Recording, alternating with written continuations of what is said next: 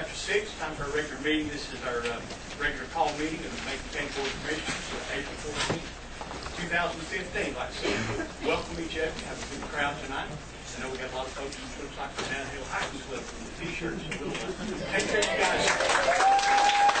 We'll take care of you guys pretty quick. And let's go again. We're glad you're here, and I'd like to welcome everybody here for a meeting. Any announcements any board member or administration would have before we move on? Just a reminder, Mr. Chairman, that a week from Thursday and Friday, the NCACC board will be in Macon County. We know we'll have several from the, I'm almost sure the Secretary of Health and Human Services will be here, some others. So, possibly other administrators. And probably other administrators. We don't kind of say that yet. So everybody's welcome to come, and the board meeting will be at Macon County beginning at 2 o'clock on Thursday, and then 8 o'clock on Friday. And that's the deal. Those of you that don't know, with Commissioner Ronnie Field, the president of the North Carolina Association of County Commissioners. So instead of all these meetings being in Raleigh, one of us to Macon County.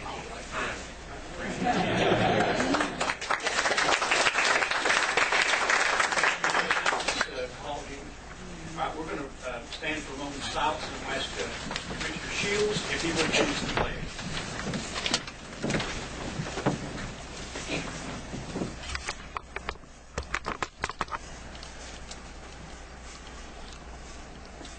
Thank you, Commissioner Shields.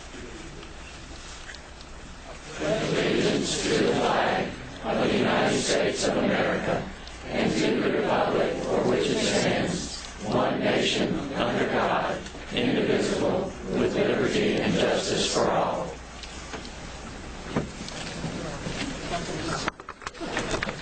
Okay.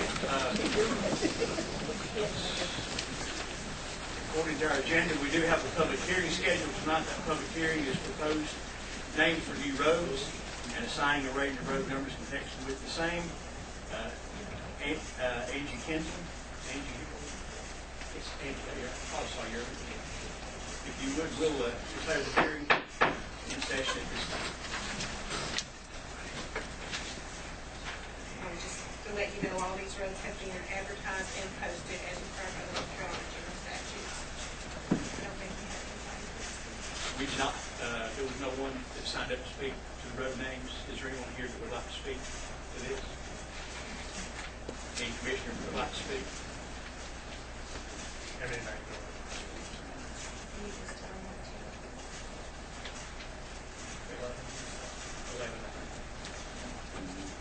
Anything else, Chester? Not as part and parcel of the public hearing, other than to note that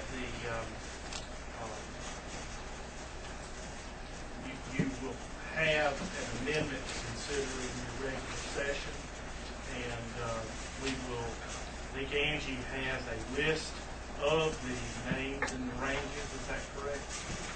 And that, I think, is part of your package as well. That list of roads and the ranges would be affixed as Exhibit A to the amendment that would be considered in the regular session. But if there's no questions other than the roads as proposed, those names as well as the range numbering as presented to the board, then I think we'll close this. Anything else? Okay, we'll declare the hearing. Thank you, ma'am. Thank you. Appreciate that.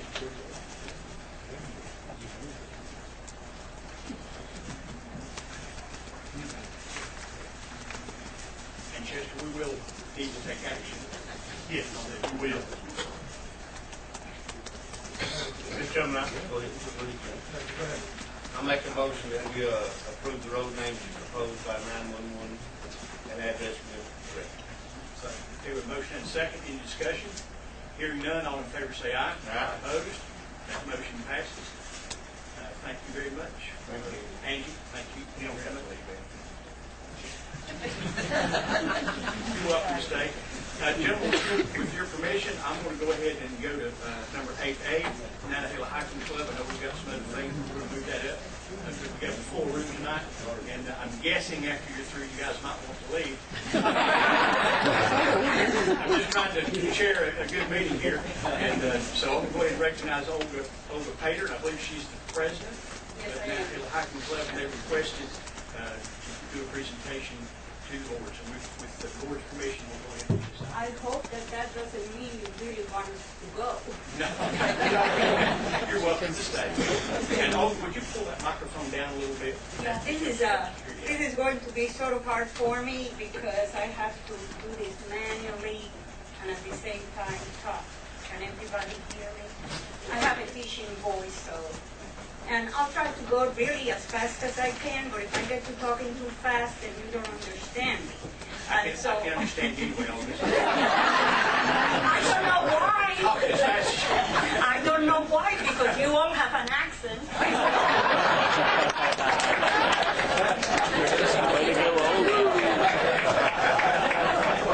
That's my girl. I agree. I do have an accent.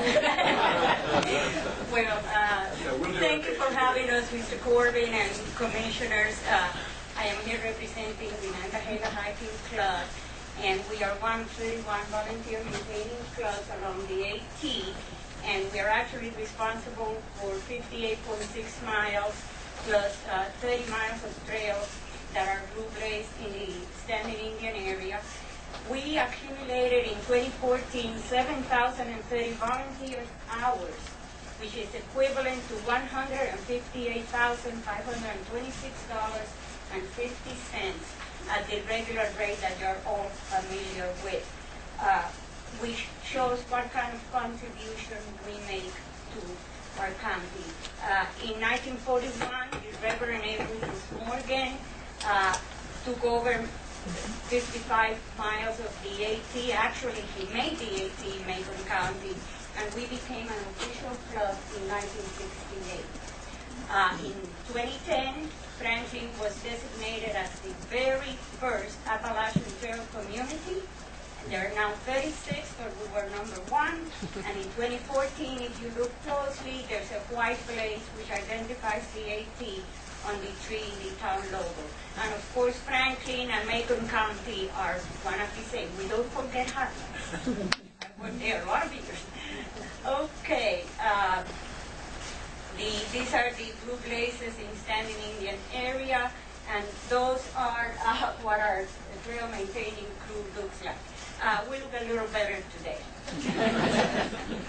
What we do for trail maintenance, we have 3 main functions that we undertake. One of them is trail maintenance. We remove invasive species. We relocate the trails right there. You probably see it falling off the mountain, and a lot of us who go hiking would rather not always be on the edge. So that's what we do. Control erosion of the trail, mitigate the campsite impacts. People start fires and do different things that really hurt the trail. And in the before picture, there's really a trail there that you can see in the after pictures. And of course, at this time of year, it will be an ongoing job all summer long. The trail is under the tree there. And we also maintain shelters and freebies. The red is not what it really looks like. It would really look sort of out of place on the trail, but we just wanted you to be able to see what we did to that shelter. We maintain 10 shelters along the AT in our 58.6 miles. They're spaced about 10 miles apart, and if you're hiking the AT, you really appreciate them. And we do work with other crews. This was a Boy Scout crew that came out to help. One of our other functions is school outreach and education. These actually numbers were based on the 2014 year.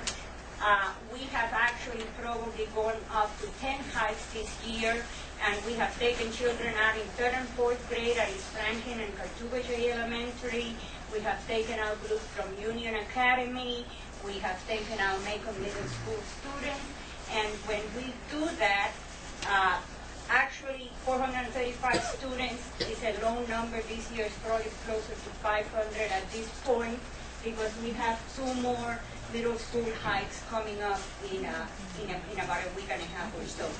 And we accumulated 480 hours of volunteer of leaders for the school hikes. This is a program called Hiking 101, which is an outreach, which came about from a national program the Appalachian Trail has. By the way, the Appalachian Trail is actually a national park. In case some of you didn't know that, it's a longitudinal national park that goes through 14 states. And throughout the whole trail, we now have a program that trains teachers in teaching children place-based and community outreach education. It's called Trail to Every Classroom here in Dade County. This is the Hiking 101 program. We teach children the basics of hiking before we take them out on the trail. We have 2 mini ATs. One of them is at Cartugay Elementary, and another one is at Summit Charter School, built by our volunteer and children. This is a display on the Walking with Spring program at the library, which we will have the reception April 21st. Put it down on your calendars at 6 o'clock. One of our teachers at Cartugay and Miss Franklin has the children do nature-inspired art. And we have a fantastic reception plan. This is one of the contingent of the Trail to Every Classroom teacher group. And here are the children on top of Tyler Ball. And we have done at least probably 6 to 10 hikes a year. We have never had any problem with a child, and I think we had maybe 2 or 3 who didn't get to the top of Tyler Ball. If you've done that hike, you know that that is tough. Well, all the kids made it. Okay, so we get them all there, and look at the girl in the middle. She is just laughing. They have a blast. Another program we do is water monitoring, which is a national database program, and of course, playing in the mud. These, for those of you who may also be acquainted, this is another group, Albert Mountain, at the top of the Albert Mountain Fire Tower. And here is Mr. Van Horn telling the children about things on the trail. We have a very diverse group of hikers, both male and female, old and young, all colors, all races. Here, for a small community, it's fantastic. And this lady is teaching the children about sassafras. We take kids out in nature. Here we're teaching them what sassafras is. Community outreach, like I said, we're one of 36 Appalachian Trail communities. We became the first one in 2010, and we have actually just been redesignated on April 6th. Major Bob signed the redesignation, which means that we get signs all over the town that say we're part of the Appalachian Trail community, and we are also on the Appalachian Trail Conference national website. This is Family Hiking Day. For those of you with children in September, please come out. We have a ball. People think that trails are just for, the big guys who are fit and all that, and it's not true. You can see here, we even have a baby in a carrier. Teaching children at the library about different things. This particular task was finding something in nature that matched the color of the card that they had. We participate in all the town's festivals. This is Pumpkin Fest and Christmas Parade. And the first annual Thru Hiker Chowdown was this year at the Lazy Hiker Brewery. We fed about 50 or more through hikers, and we know that it will grow as time goes by. Those are the through hikers. Another one of the things we do is we have recreational hikes every Saturday and Sunday. Last year in 2014, we had 77 hikes, which meant 482 volunteer hours for the leaders, and we had took out 387 hikers.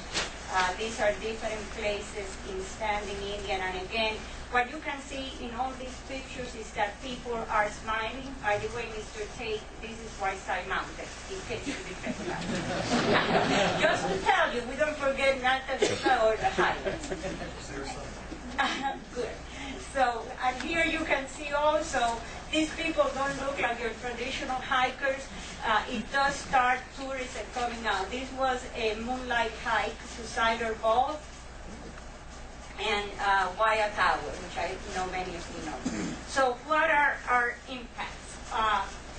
On tourism, of course, you can see we are a major hub for the outdoors recreation community, hiking, camping, rafting, fishing, hunting even. We do wear our hunting orange during certain times of the year when we're out there.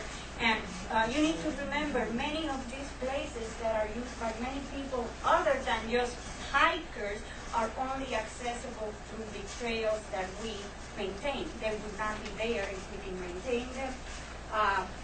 According to the First Baptist Church in 2014, and the figure is higher this year already, I know, they serve free breakfast to 596 through hikers from 43 states and 11 foreign countries over the 1 month spring to hiker period. The First Baptist Church is fantastic. They serve a free breakfast every morning. They pick up the hikers at the motels and the hostels, give them breakfast, take them back, and for a whole month, this is how many people they fed, and this year is going to be even more. Economic development, many permanent residents and second home owners come to the Macon County because of the outdoors and because of all the things that it offers for being in the woods. That's how we ended up here. That's how my family ended up here, and now one of my children is here, and the other one is moving here, because we have so much natural beauty that we really need to conserve. We are a major resupply town on the AT between Hiawassee, Georgia, and Nantahala Outdoor Center in Western. As you well know, we now have 2 major outfitter stores in town, Outdoor 76 and 3 Eagles. And Macon Transit has initiated a program where they will pick up hikers at the close-by trailheads. They pay, but it's a service that we now have. And of course, with all these people coming in, it does mean something for the town's restaurants, stores, and all the kinds of things that cater to tourists who are interested in the outdoor. Schools and education, I already talked a little bit about that, but what we're trying to do is also to get children to grow up knowing what the natural world is like and to become stewards of the land, that like a lot of us here are. I know that in Macon County many people have roots that go way back, and I think that this is some of the things that we're trying to preserve. Physical well-being, walking is the natural human exercise. It benefits everything, all kinds of conditions, and it is a lifelong activity that requires minimal equipment. You don't have to have a boat to go hiking. Of course, right now we also just started a program with the Healthy Carolinians of Macon County, the Obesity Prevention Committee. It's called the AT Virtual Walk. People can accumulate miles just by walking the greenway or walking wherever they want, and we will put it on a website and encourage people to join us on this. Mental well-being, well, stress reduction. You know, we live in a world where stress just comes at us from everywhere, and being out in the woods is one of the ways to really get rid of it. I could just go on and on about solitude and the natural world and enjoying the wonderful world that we have around us, but I think that the way to experience it is to go there. What all this adds to is the quality of life that we have in Macon County. And we are an integral part of it. We have 290 members at this time, and I would like all the Nantahala Hiking Club members to please stand up.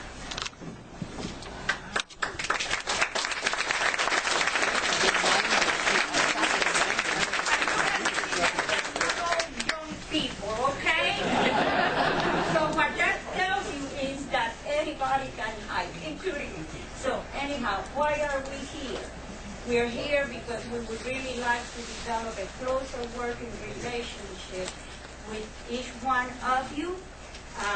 We would like to be consulted or to be to have the commission continue to inform us and to really form a working relationship where things that would affect the AT and its viewshed, you know, where you can see from the AT that somehow we would be told about it, that we would be informed about it. We are citizens that do want to make a difference and work with you because we know that you're all interested in many of the same things that we are, and to also participate in other environmental issues as they come up.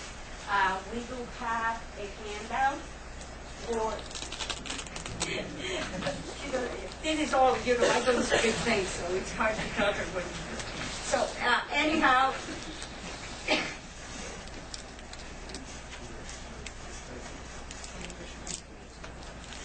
and we thank you for having us. We hope to see you on the trail. Thank you, Olga. You're welcome. And two things, actually three things. I talked to Olga and asked her, I told her our meetings were rather long, trying to keep it 10 minutes, and she did a good job. She kept it short, to the point. And just for the record, I understood every word. You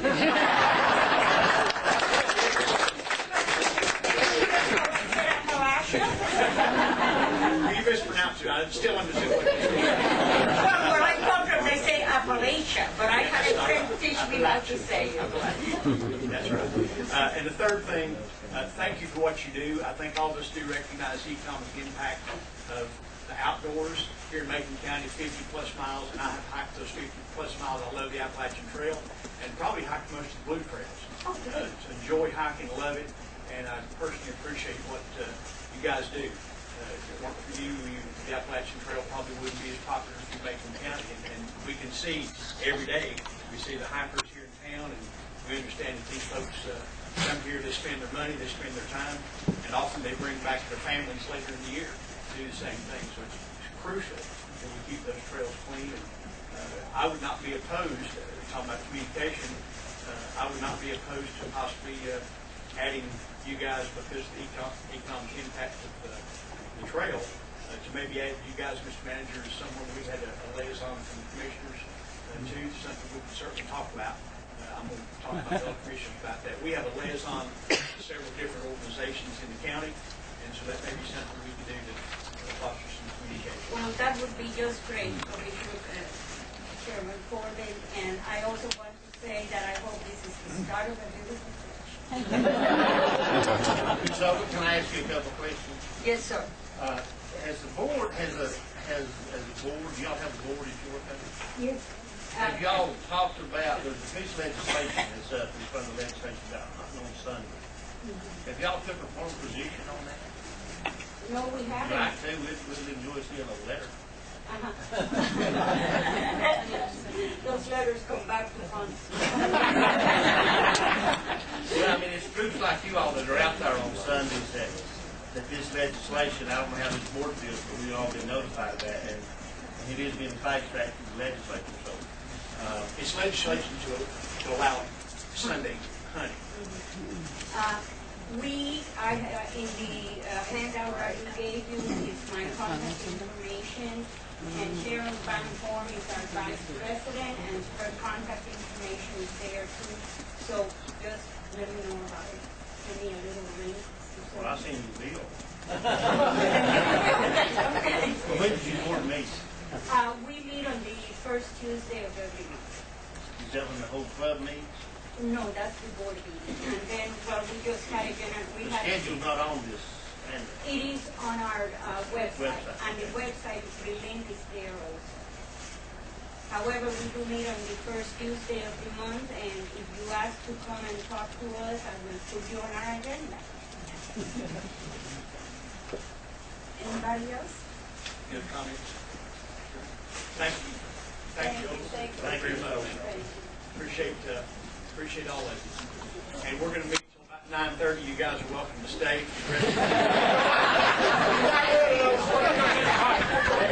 Before you Or you can take a hike. I'm going to take a hike.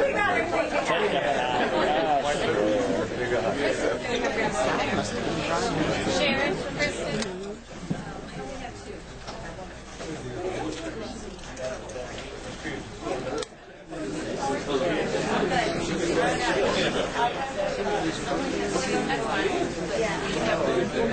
She's got one. She said she'd bring Hey, you want? Yes, please. Oh, thank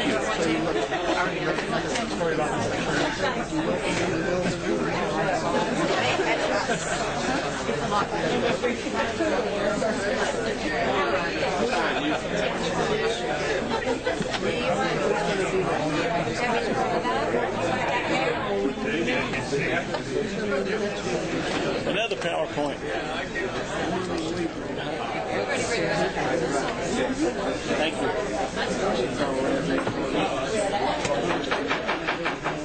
All right. We got there. Most everybody bring that. Thank you for your patience. Let me resume with our regular part of our agenda. I'm going to go ahead and we have Dr. Thomas is here. Where's Dr. Thomas? With your permission, gentlemen, let me explain this. Dr. Thomas, President of Southwestern, we have an item on there, discussion of the memorandum of understanding. This has already been on our agenda in past meetings. I think we probably just need a couple of minutes for clarification. We can take care of this. Dr. Thomas is supposed to be over Southwestern's honors program tonight, and he'll be the president of the Emergency Strategy Board when we get back to that. So, Dr. Thomas, if there's no objection, you guys might remove that item, then we'll continue with the agenda. So, Chester, let me recognize you for that. Very briefly, at last meeting, you'll remember that I passed out a copy of the memorandum of understanding, and I indicated to you that there would be one change forthcoming to accommodate the fire school, basically. And we needed, in a nutshell, to get a revised survey plan that would show the fire building and show that as being part of phase one of construction. Those changes have been made to the memorandum of understanding, and the attachment is now shown, and those are the only revisions. Okay. And just to reiterate, this is to, I guess for lack of a better word, encumber or promise the property, I think is about 26. In a nutshell, a cooperative effort between the county and SEC to expand the Silo Road campus of Southwestern Community College to offer some additional educational opportunities. And that, as Dr. Thomas knows, has been the intent of this board for many months to go ahead with that. We are encouraged and we anticipate the expansion of Southwestern Community College. It's an extremely valuable resource in our community that many members of our family have taken advantage of. We stand very much in support of Southwestern, and I think this is a testament to that. And this is our intent for that property to be used for the said purpose. So, Dr. Thomas, any comments? We, just on behalf of our board of trustees, and more importantly, our students and our citizens, our community, the ones that we have presently, but those that we have yet to have, because that we will have in the future, of what this opportunity brings to Macon County and to SEC. And thanks to Mr. Jones for drafting this up, and for the board's cooperation of working with SEC over the past year of working through this MOU and that property. It's been a long process, but it's been well worth the endeavor and time that we put into it. So we thank you for your support and your continued support. In my opinion, the memorandum of understanding is very well worded, and it does represent the intent of this board. So I would, gentlemen, I would entertain a motion that we approve that memorandum of understanding. Go second. We have a motion and a second. Discussion. We wish we had the money to start on, Dr. Thomas. So And hopefully that'll come. That's part of the reason for this document. It gives them something to go and ask for. That is correct. Chester, I was just saying this real quickly. Is there a time frame? 5 years. 5 years. 5 years. And that Dr. Thompson and I have talked privately, that could be extended by this board. Whatever agreement we have now can be changed to mutual consent. Any further discussion? When the time comes, Chester, I mean, if everything goes well and SEC gets the money, at that time, there'll be a exact survey. There'll be an exact survey required by any lender as well as likely the state and community colleges. So right now, these are basically just lines on paper that gives us an idea of. I think, again, this is a document that Dr. Thomas can take to the state department of community colleges and say, they're really serious about this, and we need to come up with some money to do this project. Further discussion? Thank you all very much. Appreciate your support. Hearing no other discussion, all in favor say aye. Opposed? That motion passes. Thank you, Dr. Thomas. Thank you. Please convey our wishes to your board. Okay, great. Will do, and appreciate that, and I will be awesome. We'll excuse you to the Chester, I think we'll go ahead and have you explain. This board will be set as a board of equalization and review to hear an appeal. And Chester, will you, for the board's prospect, explain that? You explain it to me and just explain exactly what we're doing tonight. Grab my phone real quick.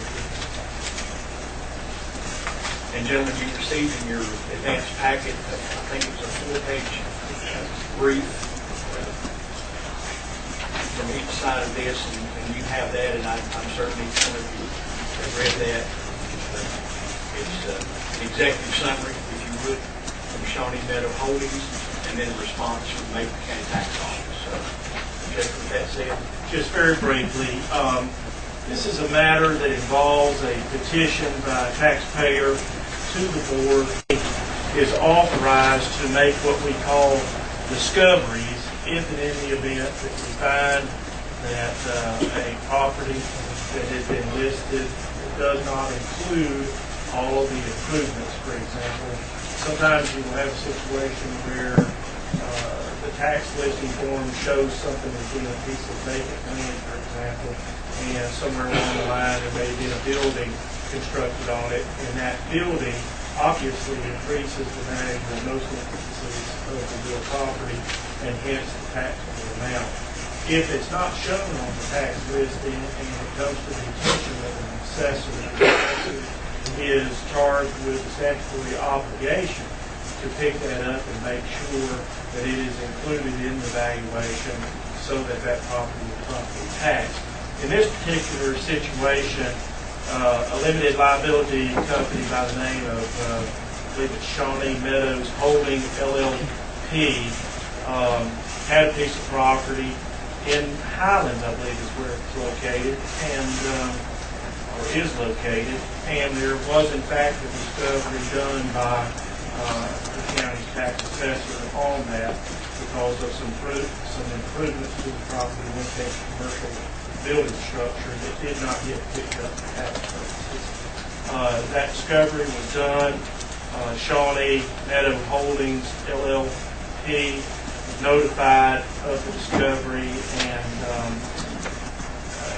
basically has taken issue with the way that matter has been handled and some values as established by the tax assessor for that piece of property. And pursuant to General Statute 105-312, that taxpayer has the right to petition this board to consider the possibility of compromising, settling, or adjusting the county's claim for taxes arising from that discovery.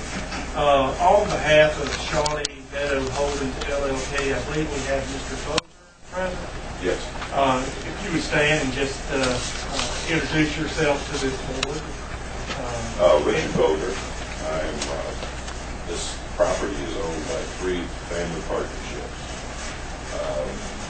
We sold some farmland that had been in place for generations in 2005 with a lifetime exchange for this parcel and a couple of others on the Highlands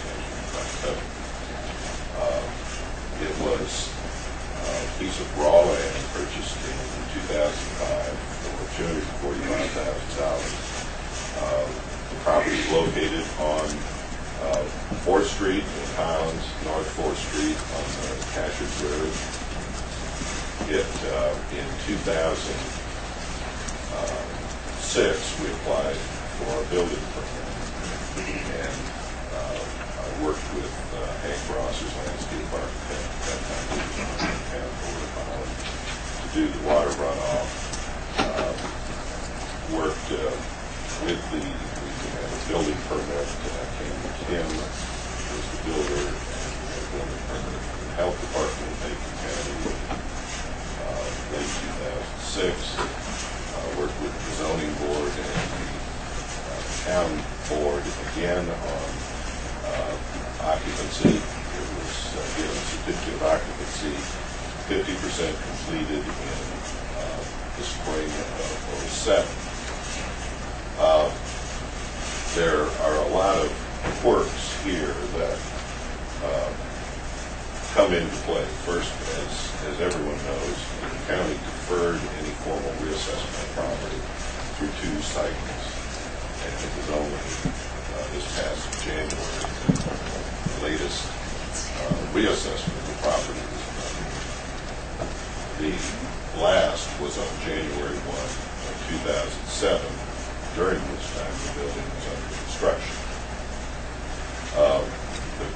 The tax card that was written on January 1 of 7 had a nominal value for a building or a fence that I think Joe Reedlove and I questioned whether it's even on the property, but it was land only at $323,000.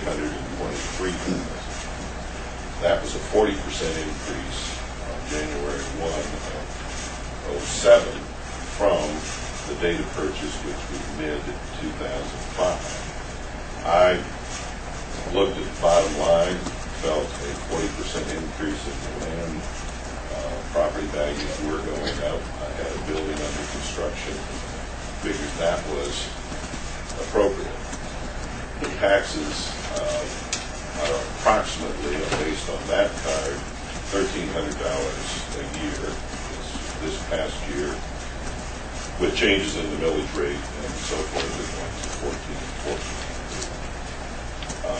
In August of this year, I got a letter from the county on the discovered property issue, and they valued the property, the building and the land at $984,000.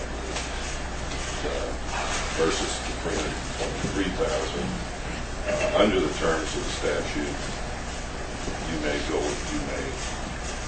use the discovered property value for the current year and go back 5 more years.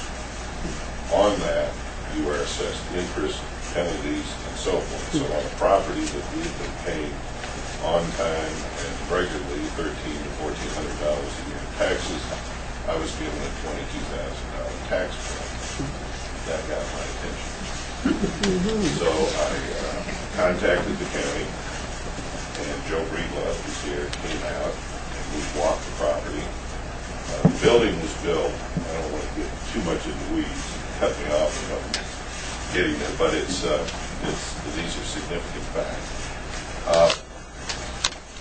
The building was built as an unfinished shell, with a certificate of occupancy given on the first floor that was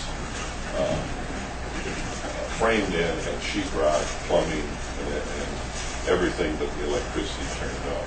In 2011, the Highland Central Baptist Church, which was a spin-off from First Baptist Church in Highlands, needed a place to meet and rented the space and finished it with paint, carpeting, and so forth, no significant improvements, and have been a tenant since 2011.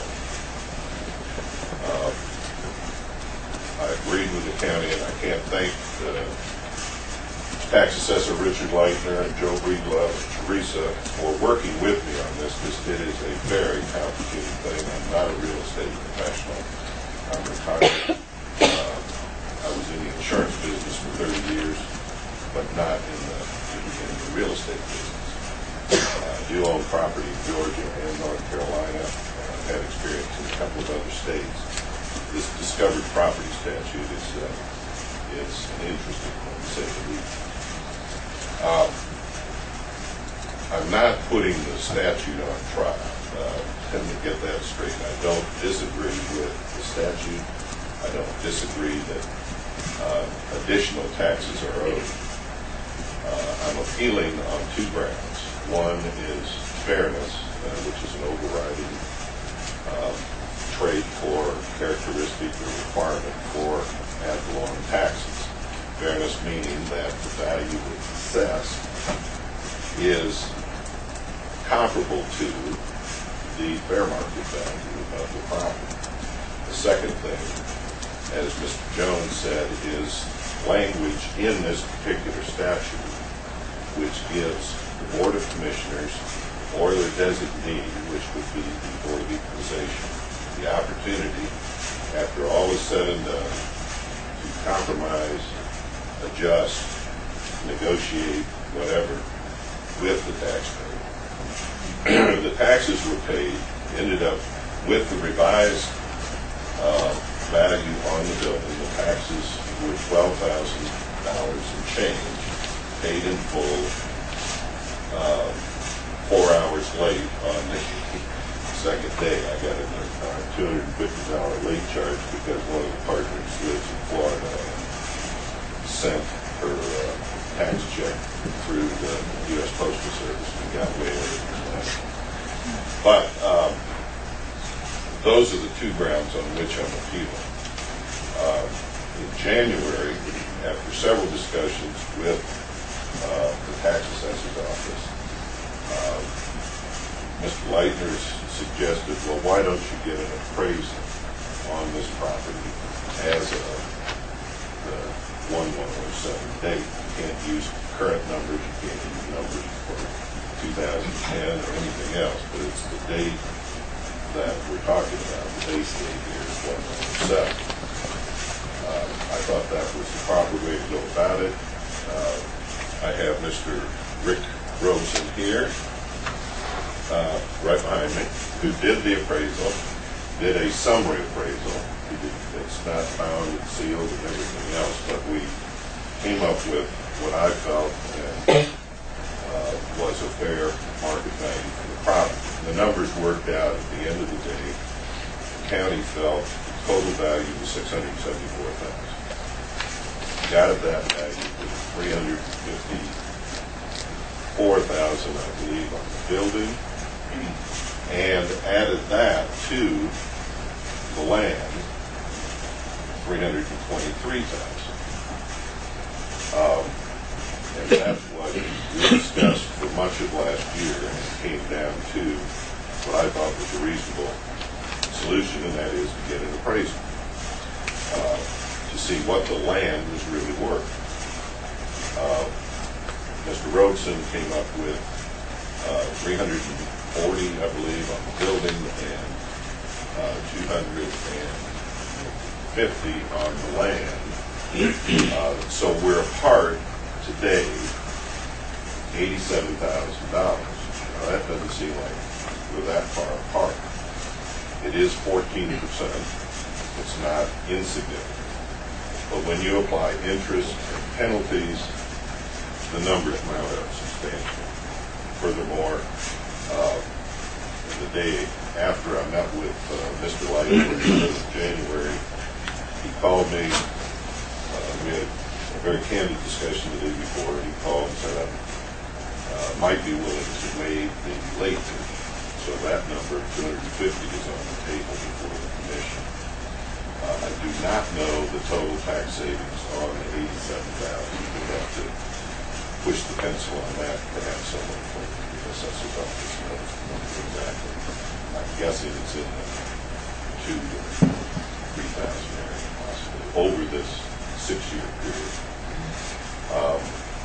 Mr. Robeson, we paid $1,500 for the appraisal, so that is on the table too. If the commissioners would prefer to have it bound, sealed, and delivered, I can pay another $1,000. We can have that formally presented as part of the minutes today. So that's basically my speech and background on this. I think I'm reasonable. I again, can't thank the assessor's office enough. I think they've been reasonable in hearing me out and going through this. I gave an executive summary of what I just said. I'd be happy to pass out. It was included. I did provide that to the assessor's office in late February, I believe, was the truth, just so we can schedule this meeting. Each member got a copy of it. Thank you. Okay. So with that, if Rick, would you have anything to add on the appraisal? It's pretty short. Yeah, I'm looking at the final part of that, not seen that. We have the information, we have the total.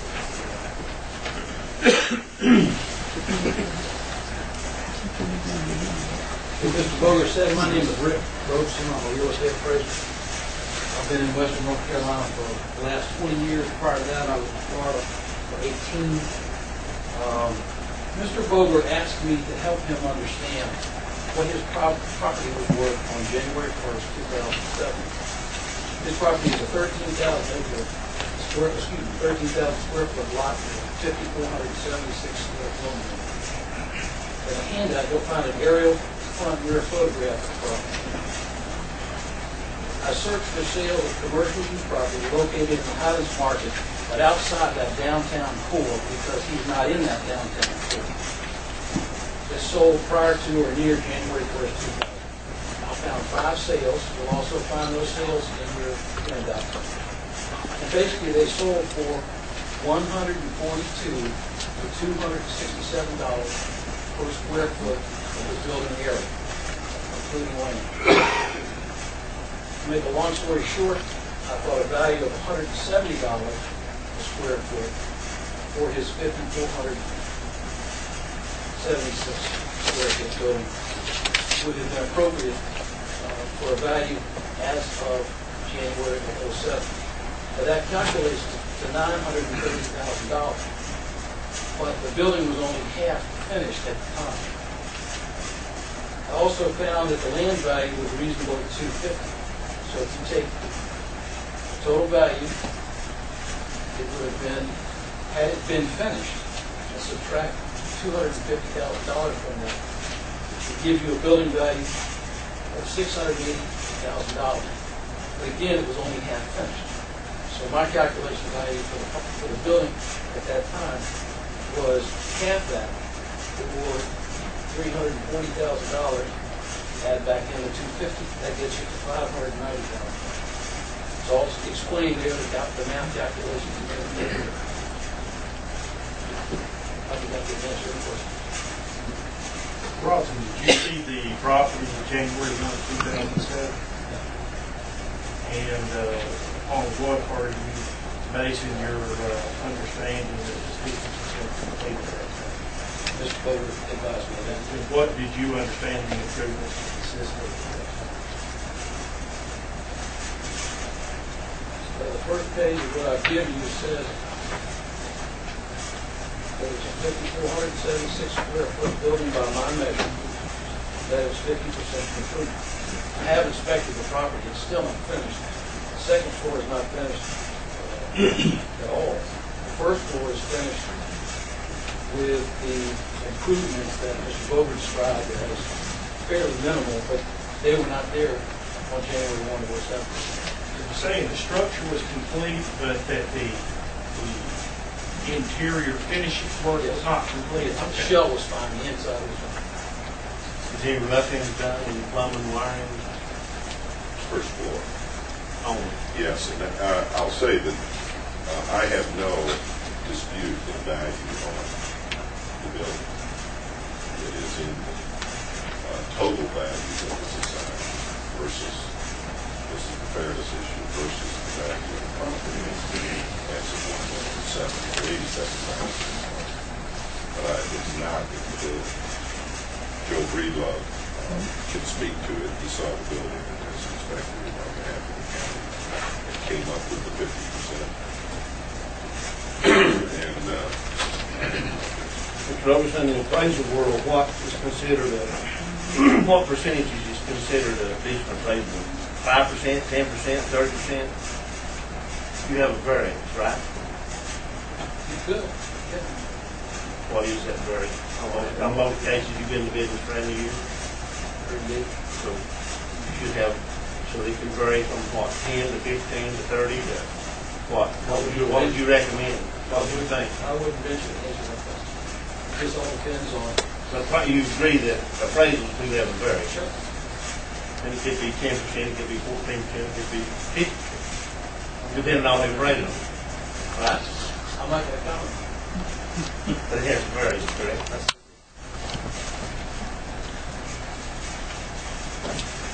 Okay.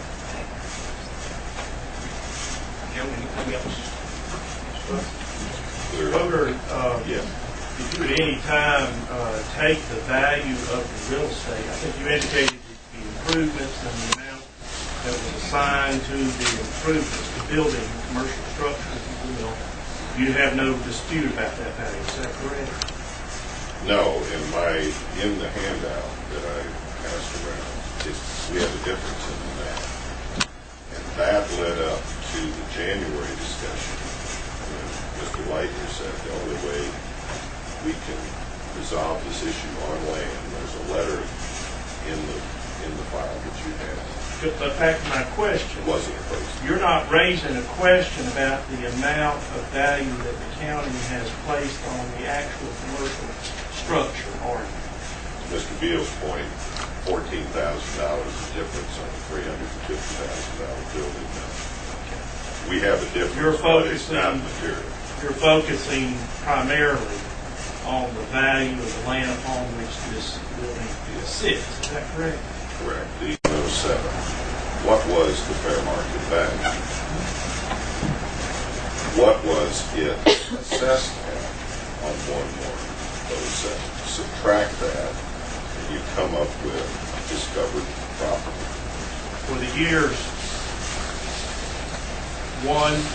beginning 1/1/07 through and including 2014, did you ever make a request to the Board of Equalization and Review to change the value of just the real property?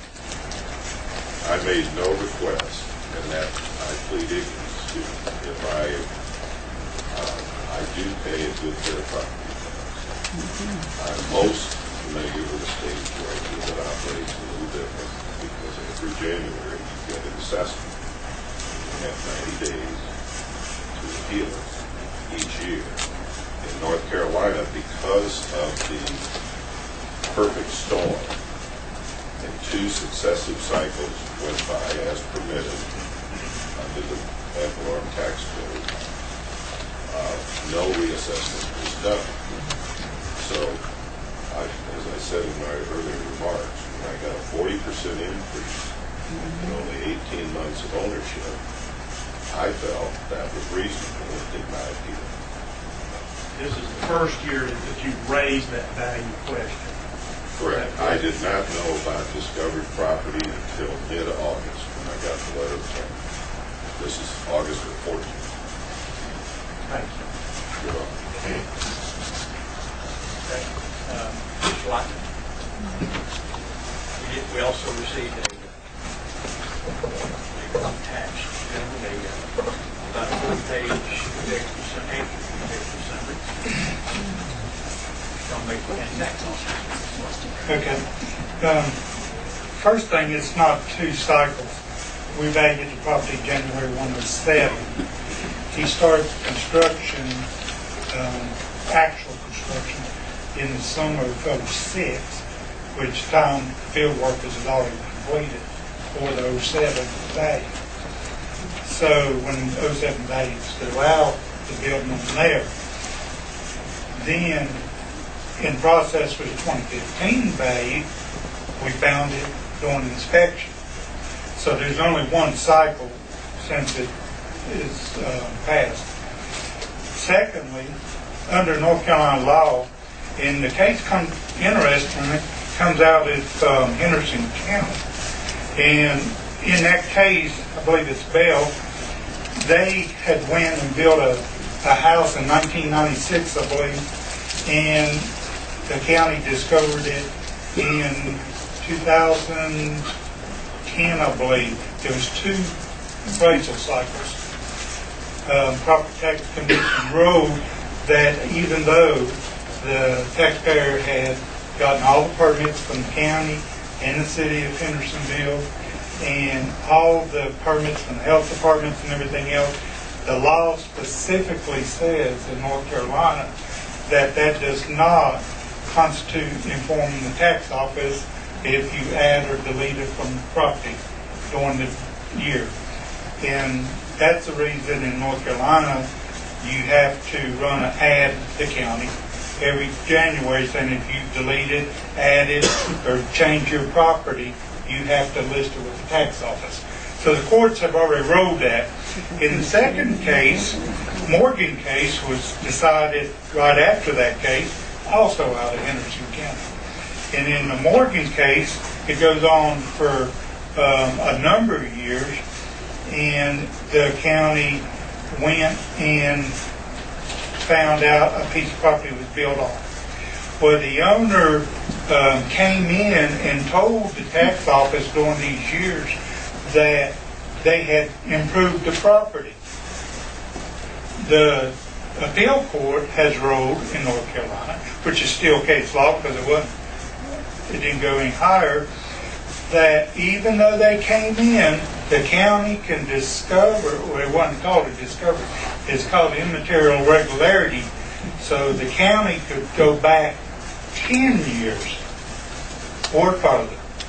So either way, the county is protected and the burden is always shifted to the taxpayer. That's not what we want to hear. That's not what we can endorse. That's nothing we can change. It's what we have to live within. So both of those cases support the county.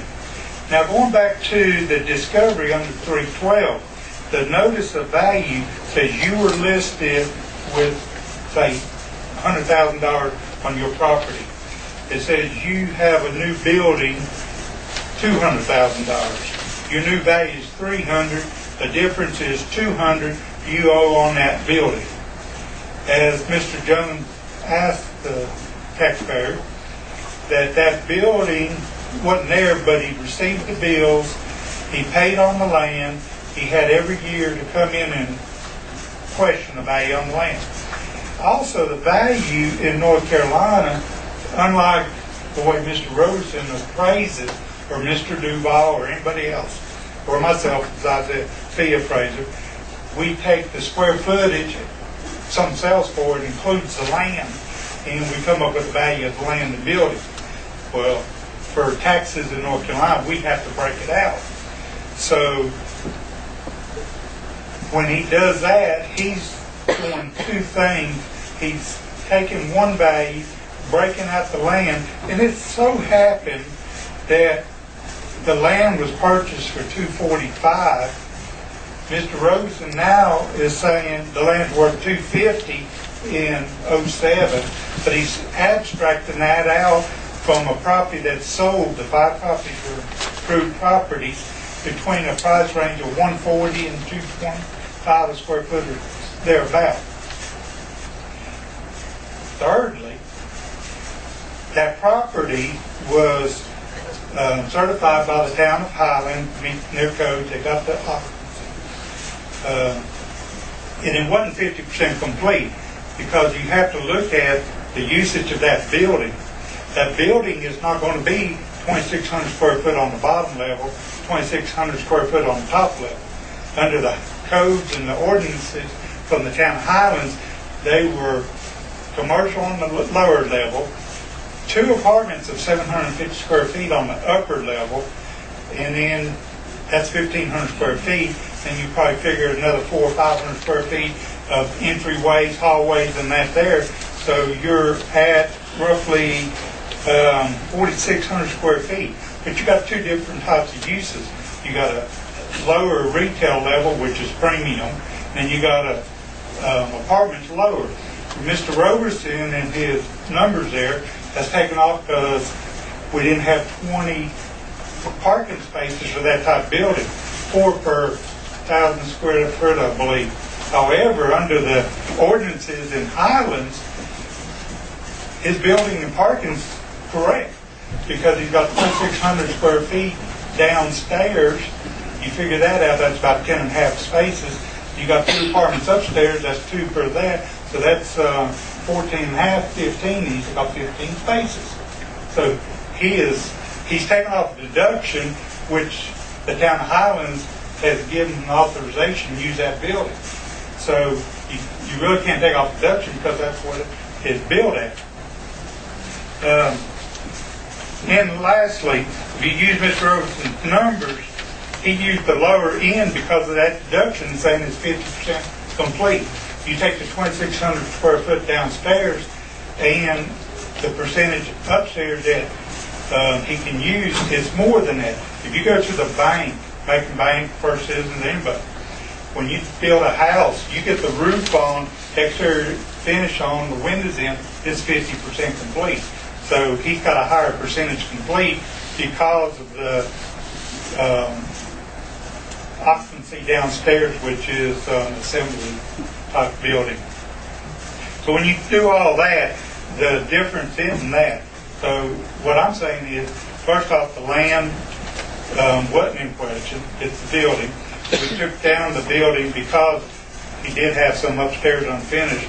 We did not use the inventory regularities because he was required to list it, so that goes in discovery. And even in discovery, the years 7 and 8, he should have been paying taxes on, and he didn't pay taxes on that because we can't discover those back.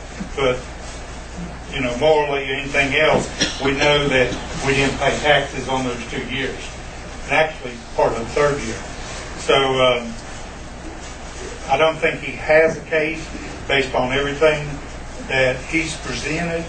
He didn't show us what that, this appraisal is a summary appraisal, and if you use that there, it didn't really show you the comps and where they are. It didn't show the overall price of that building because he gave you a round ballpark figure of $250 on a piece of land. Is that high or low? Just so happened to use the lower square foot price to come up with a number which $250 fits in real nice.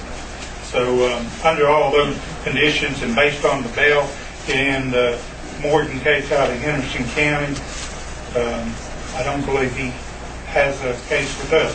As going to the part of the power of commissioners to compromise a discovery, you do have that power. That's the only place in the Machinery Act, and there is no guideline. But the guidelines are this. If you do it illegally, you 5 have to come up with the money if somebody questions it. And then, I've been here 30 years in the tax office. We have never done it on any discovery because you set a precedent. So that's the only 2 things I would, put at the end of this. It's up to you. You can do whatever you want. You do have that authority. That's never been done in Macon County, so to be set. Did this appear before the Board of Equalization, the sitting Board of Equalization? It came after the Board of Equalization, so since they closed down, you are the board. So they didn't see that? No, it came in July. Yeah. And it's a 2014, it's not a 2015. He has a question on 2015, that's on the new day, and that goes to the Board of Equalization. I'm sorry?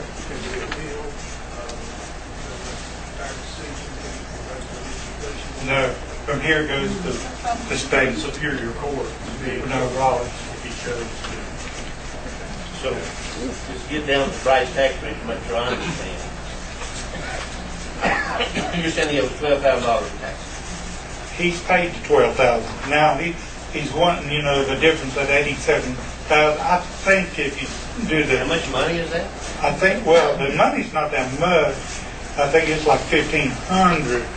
But then you throws in these other things that you have no authority over, like the appraisal fees and attorney fees or anything like that. Even at the state level, you don't get that back. We don't get that back. taxpayer don't get that back. Okay. Sure, additional information. Yes, in your packet is a letter from Mr. Latham to me dated January 23rd of 15. And if you notice, first I put a disclaimer in the first paragraph of the thing that this is an administrative hearing, it's not a legal hearing. And in the first paragraph of that letter, it says, since our last conversation, I have talked to Ms. Janet Shires, General Counsel for the North Carolina Property Tax Commission. She informed me that the taxation of your building is not a discovery, but an immaterial irregularity, as allowed under 105-394-3. I am not, number one, I didn't seek out legal counsel. I'm not litigating this. I'm appealing on the two grounds that I suggested: your ability to compromise and negotiate a settlement. There are no parameters on that, as Mr. Latham said. You can come up with anything you want. But to throw another statute, 105-3943, at me in January, after I had secured the appraisal that he asked for, is outside the scope of this. And then to admit that it's really not a discovery, but an immaterial irregularity, it changes the whole basis for why I got the letter in the first place. I got it on code 105-312, discovery. So I would say that while it's nice to know what they did in Hendersonville and in Morgan County, it's not applicable to my situation. I'm here on discovered property, 105-312, fairness, fair market value, and subparagraph K of that statute that allows the commission or its designee or equalization to grant whatever compromise, negotiation, and language is spelled out that it chooses. So I just don't think that's relevant to what we're here for.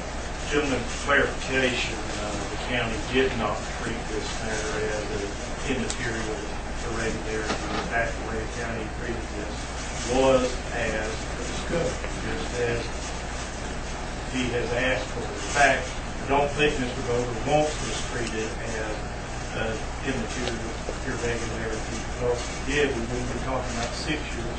Going back 6 years, we would be talking about that. Wherever it started. So it's in his interest for it to have been treated as a discovery. That is the way it was treated. And the cases that were cited had to do not with immaterial irregularities, but in fact had to do with discovery. Thanks, sir. Any questions from the board? Comments?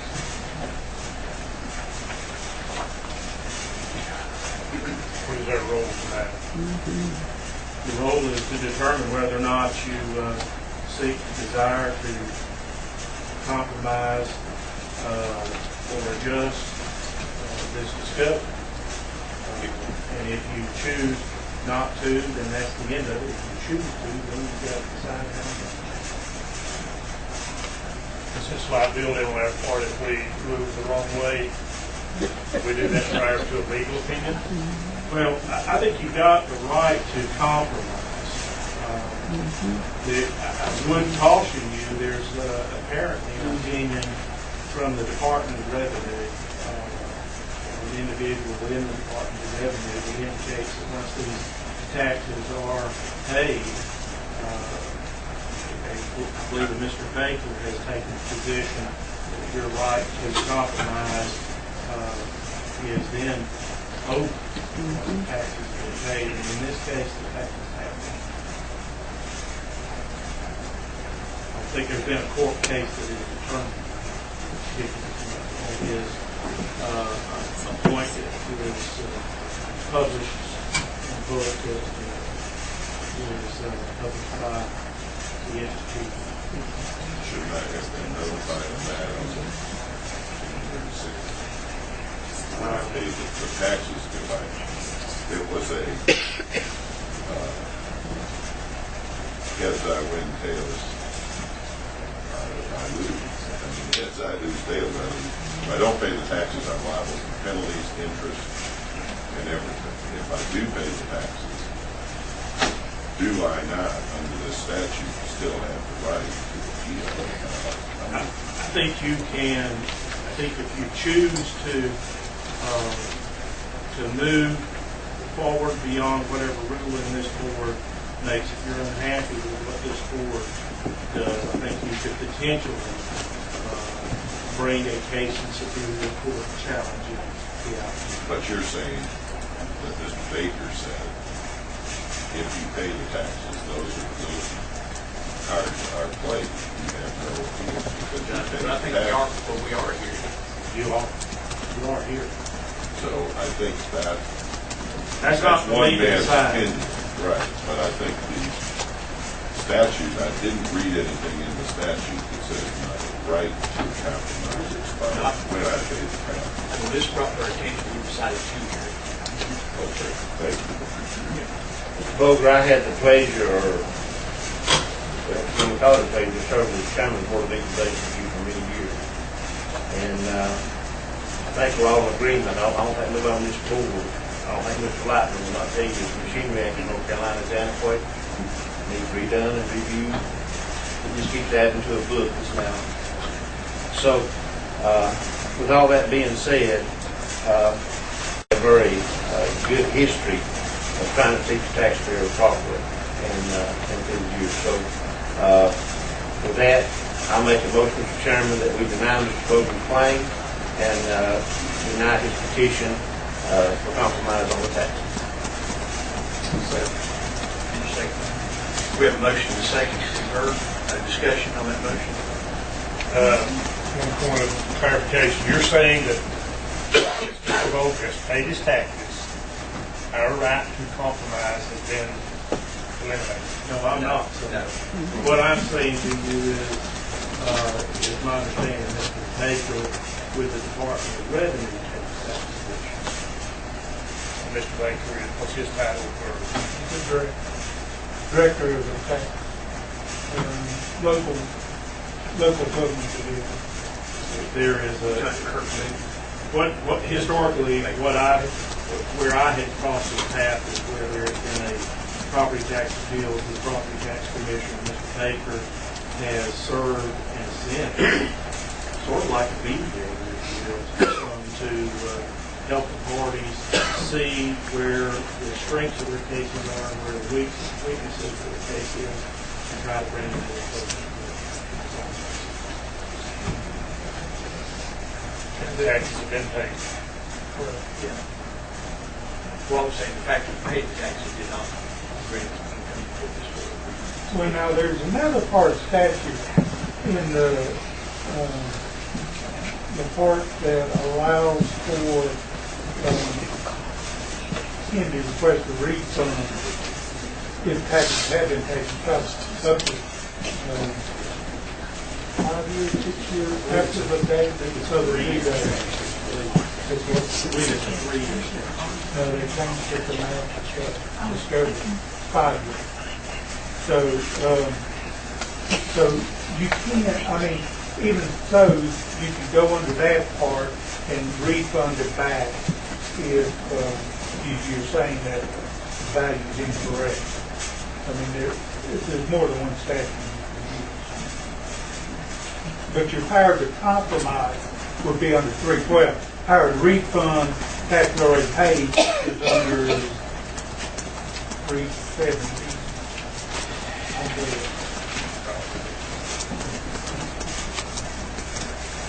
That would be a separate issue. And again, I'm caught totally unaware of all the little statutes up here.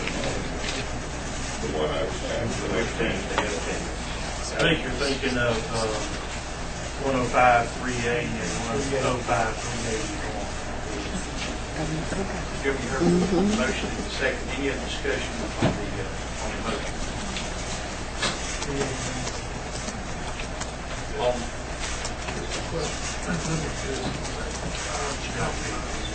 It says the Board of Commissioners may, by resolution, delegate authority granted by this subsection, which is GS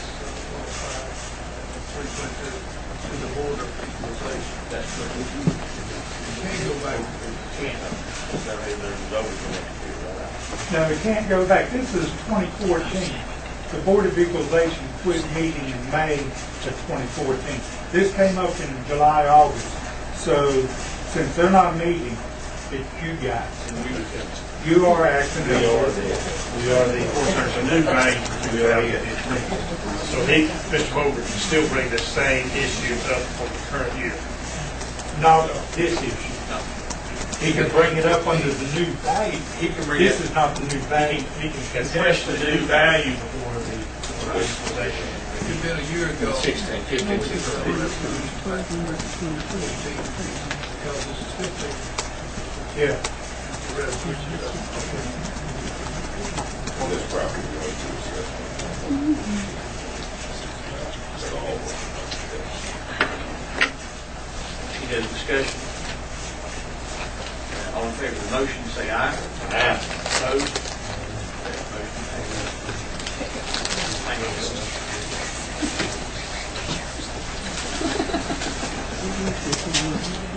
Thank you. thank you all for your time. That was a long, no fun. I appreciate it. Next time, we're public comment period. I know it's been a while again. We're usually that within about 10 minutes, so they're proceeding. We have 3 folks signed up for public comment. Is anyone else here that didn't sign up for public comment that wants to? We have first Randall McCall. Randall is here to discuss an ordinance. Randall. There it is.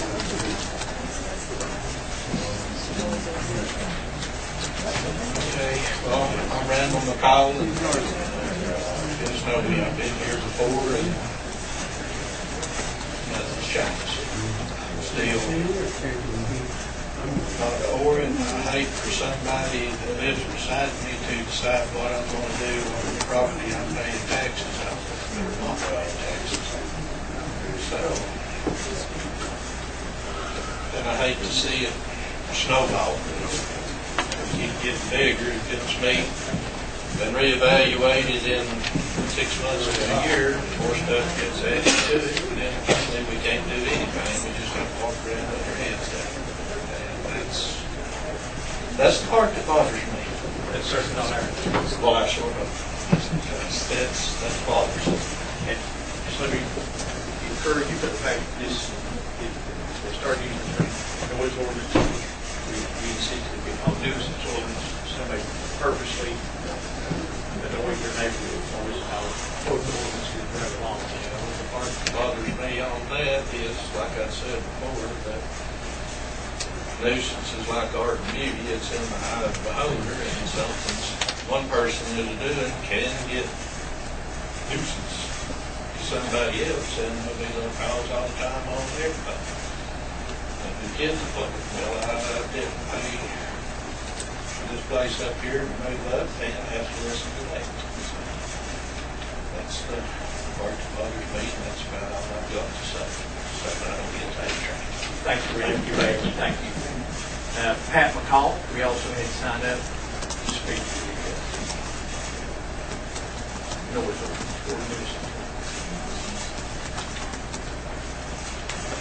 Mr. Chairman, Commissioners, and yes, I am here to speak on that. I get a little different twist, but a wise old preacher once quoted a song from the pulpit, and I was in the congregation, and he stated that you have to stand for something or you'll fall for anything. I stand for the freedoms of the people of Macon County, both current and future generations. something that is going to affect the entire county to the magnitude that this ordinance is should not be decided on by a handful of individuals. And I do realize that you've been elected to represent 100% of the people of Macon County. And I was reminded of that by one of the commissioners at the last meeting. I don't see that that's what's happening here, 100% of the people. As I stated before, and it's been in the paper, if you break down the amount, it's 1/10 of 1% that are having an issue. And I dare say that if you look at each situation that's come before you, you will find that there is fault on both sides. Were things handled in a fair and peaceable manner? Probably not, on both sides. There are always two sides to every story. And I think that things have gotten out of hand, and the answer is not to pass a new ordinance. It is to address the real issue. We have civil courts to handle issues like this, let the court decide. At least that individual that is causing the problem would be paying for their own attorney. The people of Macon County wouldn't have to furnish them a court-appointed legal representation if it got to the point of them being called into court. However, if you feel that there is still a need for an ordinance, let the people decide. And for me, I stand on the side of the people of Macon County to preserve the freedoms that we still have for our children. If we don't start standing for the right things and for our freedoms, future generations will have nothing. Thank you, Pat. We have John Cahoon. Sorry, John. I've not been here before, so I don't know how you do things, but I'm kind of with Stacy, and I wanted to say something really positive about the Macon County Heritage Center at the County School. This is public comment. You can do that now if you'd like. If you give me a soapbox, I'll perform.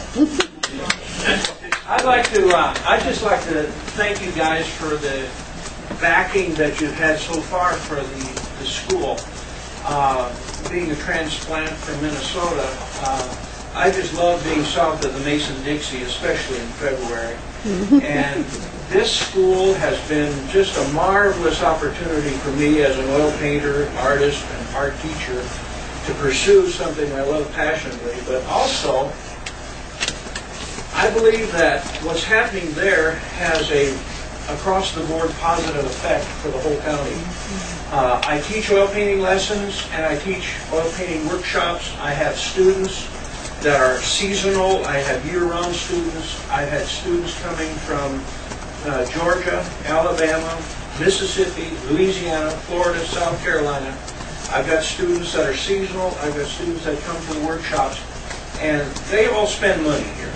And so it has, the school, as far as the overall community, has a positive impact, in my opinion.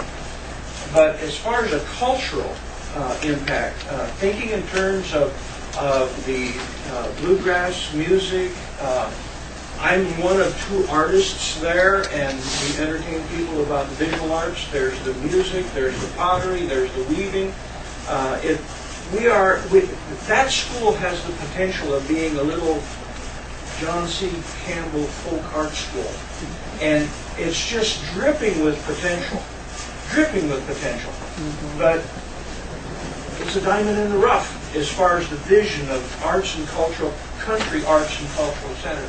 I just want to say I'm very, very happy to be part of it. I love my studio. It's the nicest studio I've ever had. And I'd like you all to come see me sometime. And I think there's something lacking in here. You need one of my paintings on that wall. And they just happen to be for sale. I was going to say, if you donate one, we'll...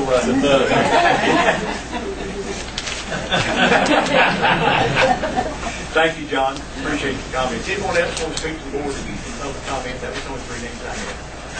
If not, thank you. Back to you. Place that in the record. Let's see. Gentlemen, any adjustments or approval to the agenda? Actually, I have 2 to remove from the agenda, 1 to add. That's okay. So I'm short a little bit.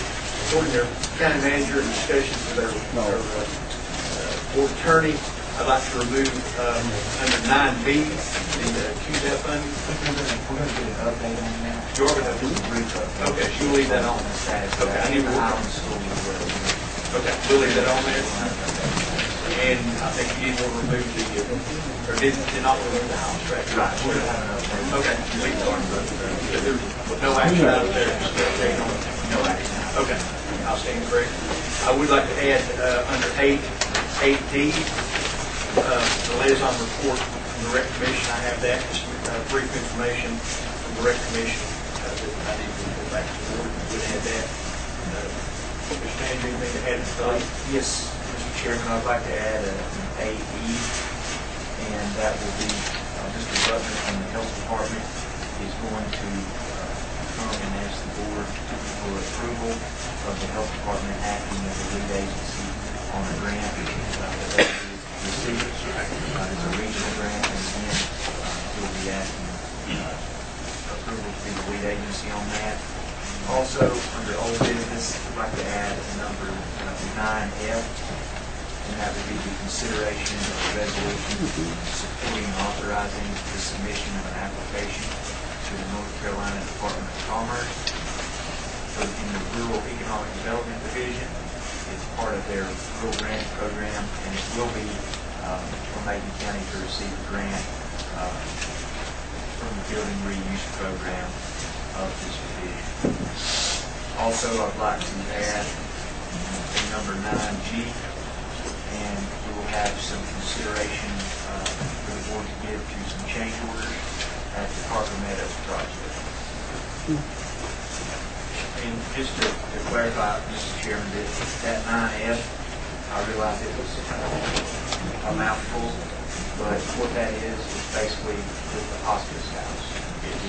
We some time back, the board had authorized us, administration, to work with them to apply for this grant. And just so you know, those grants have to come through a public body, like ourselves, county, right? We've done that. It's received review from legal counsel, and we have a resolution tonight that will verify that. Okay. Anything else? Ms. Shields, anything to add? One item, after listening to that, I can put other than I see Kim Angels here, just some public discussion on the Macon County Transit Shuttle Bus to the Trailhead. Okay. Where would you like to put that under? Anywhere. That would be, I guess, new business, if we've not talked about it before, or if you want to consider it old business, since the first one I can put back to the I was going to say to you, just don't forget the amendment for the loading union and the train. We had a public hearing, we did not take action on the amendment to the ordinance. Really? Now, you made a motion, I think, to close the public hearing. No, I'm glad to hear it, but Mike, we done? I'm pretty sure you did. We let it he went to close. Consider recommendation. I did put it up here. I stand correct. You didn't talk to it. I think you were. So Paul, you want to put that under, are you asking for an action item, so we probably need to put it under old decisions? Okay, so we'll put it under new business, and we'll put under 10B, Macon Transit. Okay, anything else, Lori? Okay, I would entertain a motion. Motion to approve the agenda, Mr. Chairman. Motion, is there a second? Okay, we have a motion and a second to approve the agenda as amended. Any discussion? Hearing none, all in favor say aye. Aye. Opposed? That motion passes. Now, 8A, we already heard. 8B, Mr. Bobby Cutler, Macon County Heritage Center at the Historic Calvary School. Well, after John Butler, I don't know if I need to go or not, but I spent a long time on this, so I'm going to do it anyway. I want to thank all my Cowee buddies that stuck it out. Appreciate you being here. I want to thank all of you for the opportunity to speak this evening about your Macon County Heritage Center at the historic Cowee School. And I want to thank you for your continued support of this project. 6 years ago, there was a meeting held at the Boiler Room Steakhouse with nearly all the Macon County Heritage Preservation groups in attendance. The purpose of the meeting was to discuss the future of Cowee School. How would it be used when it stops serving the county as an active elementary school? In 2010, there was a 3-day meeting so the public could give input on how they thought the school should be used. And then about 2.5 years ago, this Board of Commissioners selected a group of citizens and charged them with carrying out the vision that had been set forth at those meetings. Tonight, we are proud to show you the progress that has been made so far and discuss where we hope to go in the future. The 3 key principles of the mission statement shown here have guided our efforts as a board. We believe we have remained true to this mission, and we'd like to share some of the highlights of those efforts now. The first piece of good news is that all our rooms are in use, either by rent-paying tenants or our community partners. Our paying tenants include 2 artist studios, Cowee Textiles, the Cowee Pottery School, the Eastern Band of the Cherokee, and the Cowee Genealogy Resource Group. Additionally, the Macon County Historical Society and the Cowee Community Development Organization also occupy rooms. While these latter groups pay no rent, they provide volunteers and in-kind services to support the functions of the center. We have several groups who use the other parts of the facility on a recurring basis, and I'll describe that later. The Heritage Center also hosts 2 major events annually, one in August and one at Christmas, as well as our summer concert series. Let's take a look a little bit closer at some of our tenants. Cynthia Kennard and John Hogan both operate working art studios, as you know, at the school, creating, displaying, and selling their artwork. Both are keeping regular office hours, and by their estimates, several hundred folks have passed through their studios over the past year.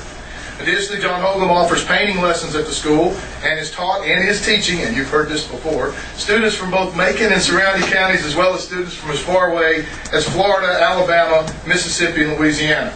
Coming soon, we hope, John's daughter will be teaching a painting class for children. We're very happy to have these fine artists at the Heritage Center. Cowee Textiles, operated by Teresa Bouchenet, was our first paying tenant, providing instruction in the restoration of damaged woven fabric. Teresa offers classes in weaving and quilting in support of our mission to foster traditional mountain crafts and heritage. Cowee Textiles, always a popular stop for visitors, especially during concerts and the celebration, has welcomed over 1,500 guests since opening in 2013. Cowee Pottery is one of our newest and most active tenants. Equipped with kilns and all the equipment necessary for creating pottery from the ground up, no pun intended, Doug Hubbs, Hank Schuler, Maria Green, and the Cowee Potters offer a regular series of weekday classes for adults and children.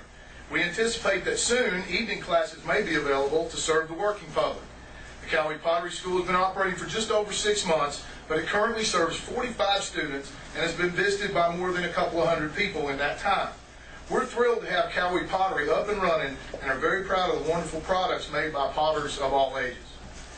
The Eastern Band has been extremely supportive of our efforts to promote the history of the Cherokee in the Cowee region of Macon County. They have provided craftsmen and storytellers for our annual celebration. Future plans include the utilization of our new outdoor fire pit in conjunction with Cowee Pottery to demonstrate and teach traditional Cherokee pottery techniques. We've also fostered a partnership with the Macon County Historical Museum. The museum has been a key partner in providing volunteer hours, displays, demonstrations for events at the center. Additionally, the museum has transferred their genealogy information to the school for use by our resource group in genealogy. Several groups make use of the Heritage Center rooms for recurring events. The gym and the CCDO room are often home to an exercise class that meets 3 times a week at the center. One Saturday each month, the Southeastern Bluegrass Association sponsors a jam session held in various rooms throughout the center. Supporting bluegrass and traditional music is a major goal of the center, and the SEBA sessions, now having 40 musicians and growing, contribute significantly to the achievement of that goal. In fact, they're not able to meet in one room anymore. They're having to go to 2 or 3 at the same time, so they're growing rapidly. Cowee Farmers Market is open every Tuesday from May through October, offering local fruits and vegetables, mountain crafts, and entertainment by local musicians. In addition to being one of the most popular events at the center, 1,500 to 2,000 people per season, the farmers market is also one of the fastest growing. The number of vendors that have signed up for the market has doubled between last year and this year. We anticipate another outstanding season for the market this year. The first of our 2 major festivals is the Cowee School Celebration. Held each year in August, heritage and tradition are celebrated at all corners of the property. With music, quilting displays, antique cars, mountain crafts, sheep herding exhibitions, and other heritage demonstrations, and always plenty of food, the Cowee celebration is a fun day for the entire family. We expect this year's celebration will be bigger and better than ever, so circle your calendars on August 15th and join us for the 3rd annual Cowee School Celebration. Our other annual festival is Cowee Christmas. Last year was our first involvement in this event, and it was an unbelievable success. Local crafts were on display and on sale for Christmas. There were special areas in the gym and pottery school where children of all ages could make their own Christmas decorations. Food was provided in the cafeteria by Chef Jerry Pfeiffer of Jerry's Kitchen. Cowee Christmas drew one of the largest crowds for any event at the Heritage Center, and it was a wonderful experience for all those who attended, but it's these attendees that made it such a successful and memorable event. Make your plans to attend this year's event on December 4th from 9 to 4 at the Cowee School. Engineered by Barry Clinton and Tommy Jenkins, the Heritage Music Center series, the Heritage Center Music Series, has become one of the most popular and highly anticipated events at the Cowee School. It started on a rainy afternoon in 2013 with an amazing concert by Balsam Range. In spite of the weather, it was a tremendous show, and from it, the music series was born and quickly expanded. From the showmanship of Buncombe Turnpike, the incredible fiddle playing of Michael Cleveland, the gospel sounds of Mountain Faith, or Red June's amazing vocal harmonies, once a month, from May to October, the old gymnasium is magically transformed into a music venue worthy of these talented performers. Between these events and the outstanding efforts of our tenants, we estimate that between 5,000 and 6,000 people have used or visited the Heritage Center in the past year. And it's significant to note that that does not include the recreational use of the field, walking track, or playground. Now, I'd be remiss, having gone through the Heritage Music Center, if I didn't let you know that I will offer to all of you a special deal tonight. Normally, our season's tickets for 6 concerts cost $75.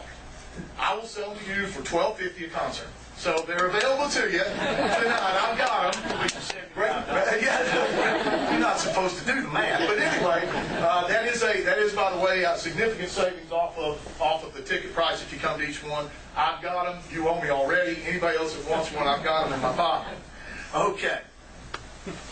No Heritage Center events will be possible at all without the efforts, and I have to stop here and say this, of Steve Ledford and County Maintenance, who have been incredibly responsive to our needs at the school. We'd be shut down without them. Also, without the work of our community volunteers who clean, paint, mow, set up for, and work at these events, we simply wouldn't be able to function at the center. We can't say enough to our volunteers who have given over 1,100 hours per year to the Heritage Center, greatly reducing the money necessary for its day-to-day operation. Additionally, the Heritage Center has worked very hard to enlist the help of various organizations to support events at the center. These are just some of the organizations we have partnered with so far. The groups that you see popping up with an asterisk have issued monetary grants to the Heritage Center totaling $117,100. These grants have been instrumental in upgrading the facility to accommodate the concert series and other events. So what lies ahead for the Heritage Center? Well, next up will be the Smoky Mountain Relay, a 212-mile relay run through the mountains from Transylvania County to the Nantahala Outdoor Center. Cowee School is an exchange site for the relay. Cowee Community Development Organization will be serving breakfast for nearly 200 of the participants, and dozens of racers will be camping at the school awaiting their turn to run. I will not be participating. But you are invited to come eat breakfast. After a lot of hard work and some serious volunteer hours, I'm going to point you ladies on as a hiking. After a lot of hard work and some serious volunteer hours, our kitchen has been certified for use by the North Carolina Department of Agriculture. We've already been approached by the North Carolina Extension Service to use the kitchen for some food classes, and we are currently in discussions with several commercial users who we hope will rent the kitchen to create their products, generating not only revenue for the school, but also jobs. The Pottery School will complete its expansion into a second room this year, increasing the capacity for an enterprise that's already bursting at the seams. We are extremely pleased to welcome the Folk Heritage Association of Macon County to this year's Cowee celebration. We think the combined efforts of these two groups will make it one of the best heritage festivals in the region. In addition, Folk Heritage plans to bring additional demonstrators to the school on concert nights. We encourage concert patrons, after you buy your tickets, you'll be one of those. We encourage concert patrons to come early, view the heritage presentations, eat dinner on the grounds, and then enjoy a great evening of music. The center is currently open for at least a portion of each day, 7 days a week, to support ongoing activities and classes. But it's not a regular thing, it's when our tenants happen to be there. This summer, with the help of volunteers and board members, we hope to establish a regular system of hours so that the school we open, people will know it's open and they can come visit it at those hours. We think this will be a big step in making the center a heritage destination for visitors to Macon County. In closing, I'd like to read a message from one of our art students. And she actually wrote this to you, but she sent it to me. And so I'm going to read it to you. Hayesville, North Carolina is our home for 5 years now. In retirement, we have found the North Carolina mountains to offer the best of all worlds in its scenic beauty, activities, and economy. At least once a week, I round up several fellow retirees from Murphy, Hiawassee, Peachtree, and drive to the Cowie School for oil painting lessons with John Hoagland. Often we come early to enjoy lunch at Cafe Rail or other restaurants, and we can stop before going home for groceries and other shopping that is not available in our area. We take in nature's beauty in the drive over and back and really appreciate what you are doing at the Cowie School for the love of art. You have begun something there that is appreciated not only by those using the facilities, but also for local businesses who benefit from the extra dollars spent in your lovely city. Know that your investment in this facility has immediate short-term gain for your community and huge potential for long-term benefit. Thank you, Bobby Mace. Gentlemen, that's the goal of the Heritage Center at Cowie School, to make a real difference in the lives of real people as they experience traditional mountain heritage.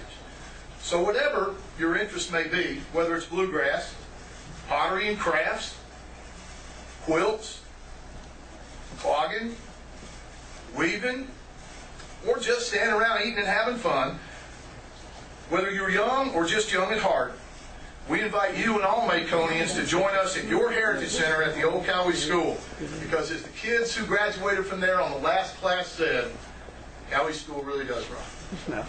And that's it.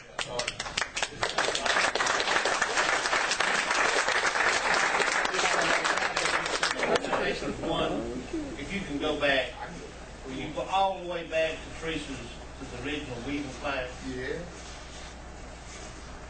Because I think there's something out of the folks in attendance that don't know, and this board probably don't know. Would you like me to speak on that? We'll get there in a second. Would you like me to speak on Teresa, it? that? Yeah. She's back here. Teresa. I've had the privilege to work with. If you see, let me introduce this. See the young man at the bottom in the red.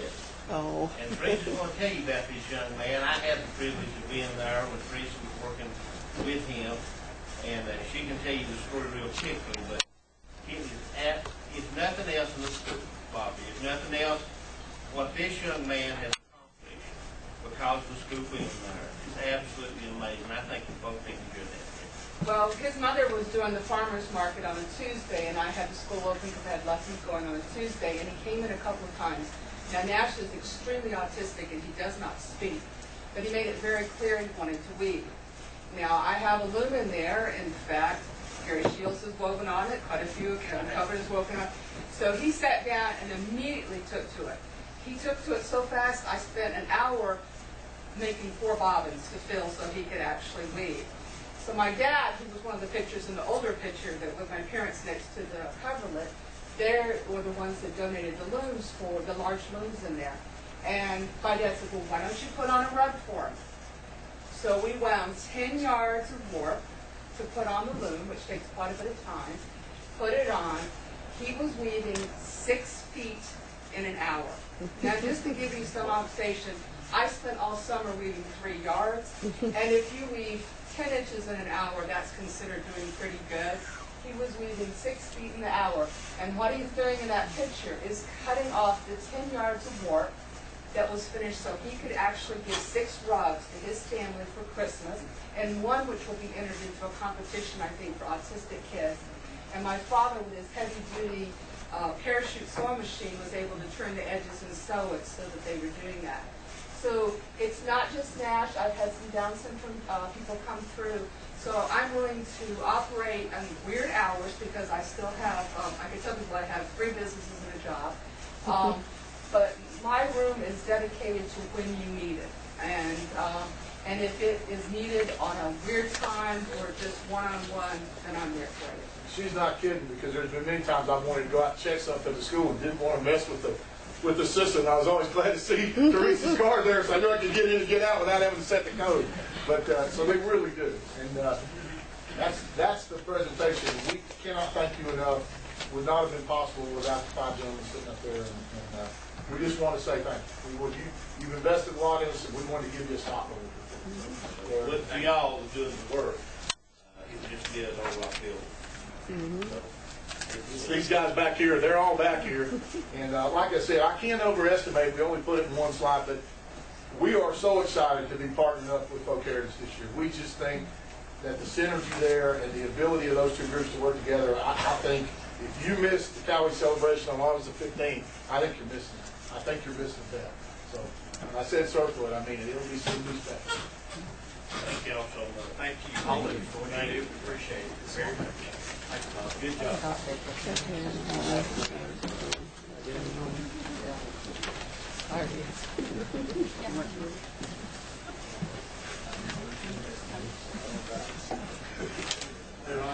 I'll hold it. I'll hold your Kevin Stevens. I'll do that. Bobby, I've done both mine. Have you both? I bought them from somebody else. Do that. I'll help. Thank you, guys. Anytime.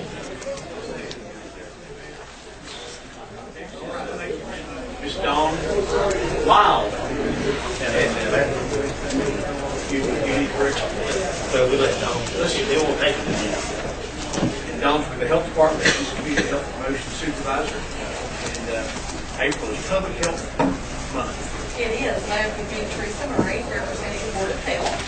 And April's the north time of year when the health departments across the state of North Carolina celebrate Public Health Month by getting out the information as to what health departments do for the community. And this year's theme is Healthiest Nation 2030. And a few of the things we're doing this month to celebrate Public Health Month is the health department is giving presentations on healthy aging. There'll be another presentation on this Thursday, April 16th for that. We also recognize a public health hero. This is the 6th year that we've recognized a public health hero.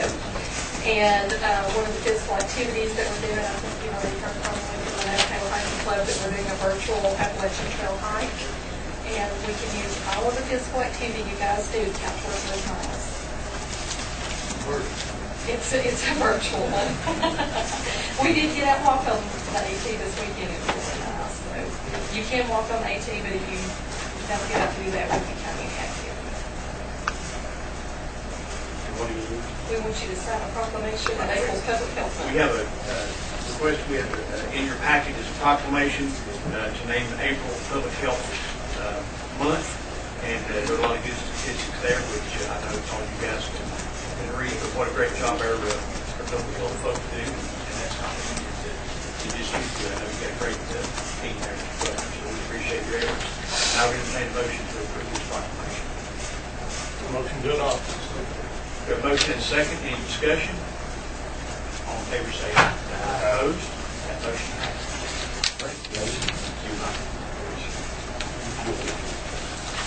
Signing it for all of us. Okay.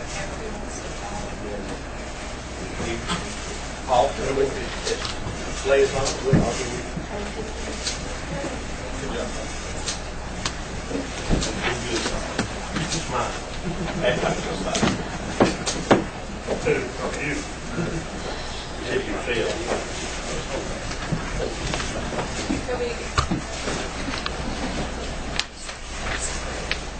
Ready to vote again.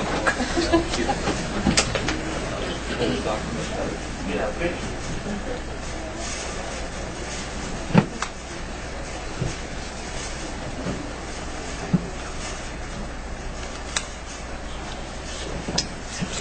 We good? All right, so thank you, ladies, for being here tonight.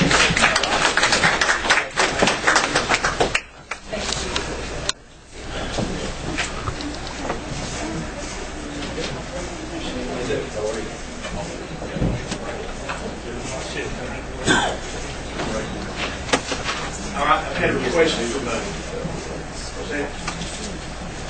You guys want to take another item or two, or you got that? You need breaks, let me know. The next item is liaison report from the Rec Commission. That would be me. I've got a brief report. There you go. Pass that down. Pass that down. Brittany, I got something from the members of the media. Next are two. I know all of you can read. I'll go over this briefly. Jack is here somewhere. Where's Jack? He's going to give us a sort of a review of the physical progress. I'm going to talk about the use of it. Just to report back from the rec park. We had a meeting today. I met with Seth and we had a tour of the place. Had a long discussion about timelines opening the park.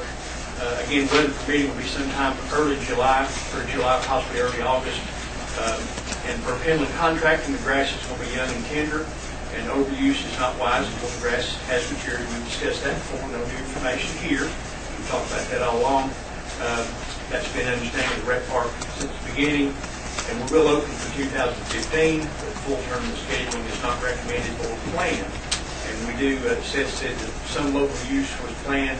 Jack, I think we talked about some all-star games, those kind of things, into the season. In addition, we do have 4 tournaments planned that we did not feel like would be detrimental to the property. There's a tournament scheduled for September 11th through 13th. There's a girls sanctioned softball tournament with 25 teams going to be in that. September 18th and 20th, which is actually next weekend, boys. This is USSSA, which is not familiar with that. That's United States Specialty Sports Association, and they are very, very interested in this park as far as scheduling multiple events next year. But we are going to host one of their events this year. They're going to hold that to, there'll be 35 teams in that. And that will be multiple ages. October 9th through the 11th, host a boys global NIT baseball tournament. Multiple ages, you can say 60 teams. And I put an asterisk by that. We'll be utilizing all of Parker Meadows plus the fields at Macon County Rec Park and the Industrial Park will be used. In summary, an estimated about 145 teams will be competing in 2015 in the park. In tournament play plus local usage, and the rec park feel like this is the maximum use. And our manager, I know, can speak to that. He's had multiple conversations with staff about that. This is about the maximum use without overly utilization of the field for 2015. Moving on to next year, I mentioned I left an S out. That's USSSA, United States Specialty Sports Association, NSA, and other baseball, softball tournament schedulers have already been in contact with our rec park about tournaments for 2016, some beginning as early as March. It would appear the tournaments are going to be scheduled at a rate of about 2 to 3 weekends per month, March through October. Local use other times, and certainly local games all through the week. So that's just a brief summary of where we are as far as using parts. Jack, ask Jack if he would just give us 5 minutes of where we are as far as the construction and where everything stands today. Jack. The word at Parker Meadows is rain. Lots of it is pretty. We can't disguise it, but we can't help it. We're still moving forward in spite of the rain. We worked some today. There's been very few days since last fall that we've not been able to accomplish something out there. It's very few, and that was some of the colder days. We have a lot of work behind us, but we still have a lot to go. There's no hiding that. Rain and cold has made the concrete work all but impossible, but I see that should become a non-hindrance for too much longer. But the things we have completed. The maintenance building is done, lock, stock, and barrel is complete. There's materials in there now. All underground utilities are in place with the exception of the electricity to the Servpro batting cable that I asked permission to pursue last month. Met with Duke representatives today, and that should be completed within 3 weeks. Again, weather permitting. This means that all the underground electric is into all the buildings, maintenance, adult concession, youth concession, and picnic pavilion. The parking and arena lighting to the pump house, to the entrance signs, the school boards, to the pitch machine, locations in the sewer lit pumps, electricity, all of those now. The wells are complete, and the water lines complete to the maintenance building, to the adult concession, youth concession, and picnic pavilion. Sewer drain lines are complete from adult concession, youth concession, and public pavilion, picnic pavilion. Also, the tanks are installed and the field lines are complete. All underground utilities and construction have been surveyed as we went through the process, and will be included on our as-built plans for somebody else besides me. It's going to be having to work out there. Parking and the through road lights are up and complete. The arena lights are all up, with the exception of 2, which are scheduled to be completed this Thursday, if weather permits. The percentage complete, the picnic pavilion is 80%. The adult and youth concession buildings are 50%, sidewalks 10%, retaining walls with dugouts 50% complete, slab on grade dugouts 30% complete, fencing 5% complete. A multi-use court we hope will be paved within the next 2 weeks for the committee. Adult field and 2 youth fields are fertilized and aerated. 2 youth fields have been reseeded, fertilized and aerated. The other 2 we just can't get on yet, it's too wet. And the soccer field has been aerated and fertilized. So in summary, as old fellow used to say, all we like to get finished is being done. So we're working on it, guys. A lot of people are very anxious, I know. We still need to complete everything mentioned that is partially complete. We have some finish grading to do. Fertilized and seed areas are already completed. The concrete sidewalks and aprons around the concession building are a big part of what is left to complete. The fencing, paving, striping, the lofts, the signage, the final landscaping, and around. So there is an end to it. The only thing I don't have a real handle on or a timeline to report is the construction for the protection of the grave site that was discovered, but I understand that will be determined soon when we can proceed with that phase. And I will say this about the whole project. All the contractors and all the subcontractors are counting them today. There's 18 different companies so far that have participated out there, and that's not including the material suppliers. They've all worked together better than I could have asked for to make sure that this project is completed in a timely manner and at a fair price. County maintenance staff has commendably picked up every loose end that we have dropped. No questions asked. The only obstacle that none of us have been able to overcome is being wood. I'm sure y'all will agree with that. You disagree with the word drought. I disagree with that. I disagree with that. And for what it's worth, from the people out there working, the construction of this project has already benefited a lot of families in this region. And many have expressed their gratitude for being able to work on this project. Some of us working on this project on weekends and holidays to make sure it's so you have to come in with that. I probably left something out of this that was unintentional, but I guarantee you when the project's done, I've left that put in. If you have any questions, we'll be glad to try. Any questions, Jack? I appreciate your oversight. Would you agree with the July opening? I hope to be out there first. Again, that's why weather permitting. We don't have anything scheduled until September, and for that reason, again, some of the grasses, new tender grass, and don't need to wear out all the water you use walking. Any questions? We'll move on. Under old business, second reading of 19. I'm sorry, Mr. Brother. I missed you. 80, Mr. Brother. I had it written down and just didn't look at it. I'm going to try to be as brief as possible. I'm here to ask about a grant. But first, I'd like to give you a couple of little bits of data. One out of every 3 cancer deaths in the U.S. can be linked to tobacco. Of every death, there's 30 people that are going to become disabled or ill due to tobacco. North Carolina ranks 29th in cigarette smoking and 36th in smokeless tobacco use, number 1 being the best. North Carolina direct medical costs due to tobacco-related illness among smokers exceeds $3.8 billion a year. That's just North Carolina. And secondhand smoke exposure accounts for an additional $293 million a year in North Carolina. What I'm here this evening to ask for support. We have been asked by the North Carolina Department of Health and Human Services Division of Public Health Tobacco Control Branch to facilitate and be a partner on a regional tobacco initiative. This is a grant through the CDC.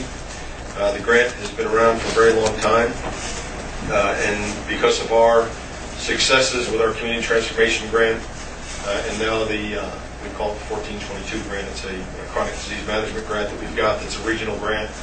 They've asked if we would take on, as a county, to be the lead in this regional project and take that grant on. It's a $75,000 a year grant. The cycle runs every 5 years. This year is the beginning of a new cycle. We are, let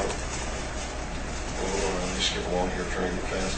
What we are being asked to focus on is to reduce exposure to secondhand smoke, decrease tobacco among adults, use among adults and youth, and to decrease initiation of tobacco use among youth and children and young adults.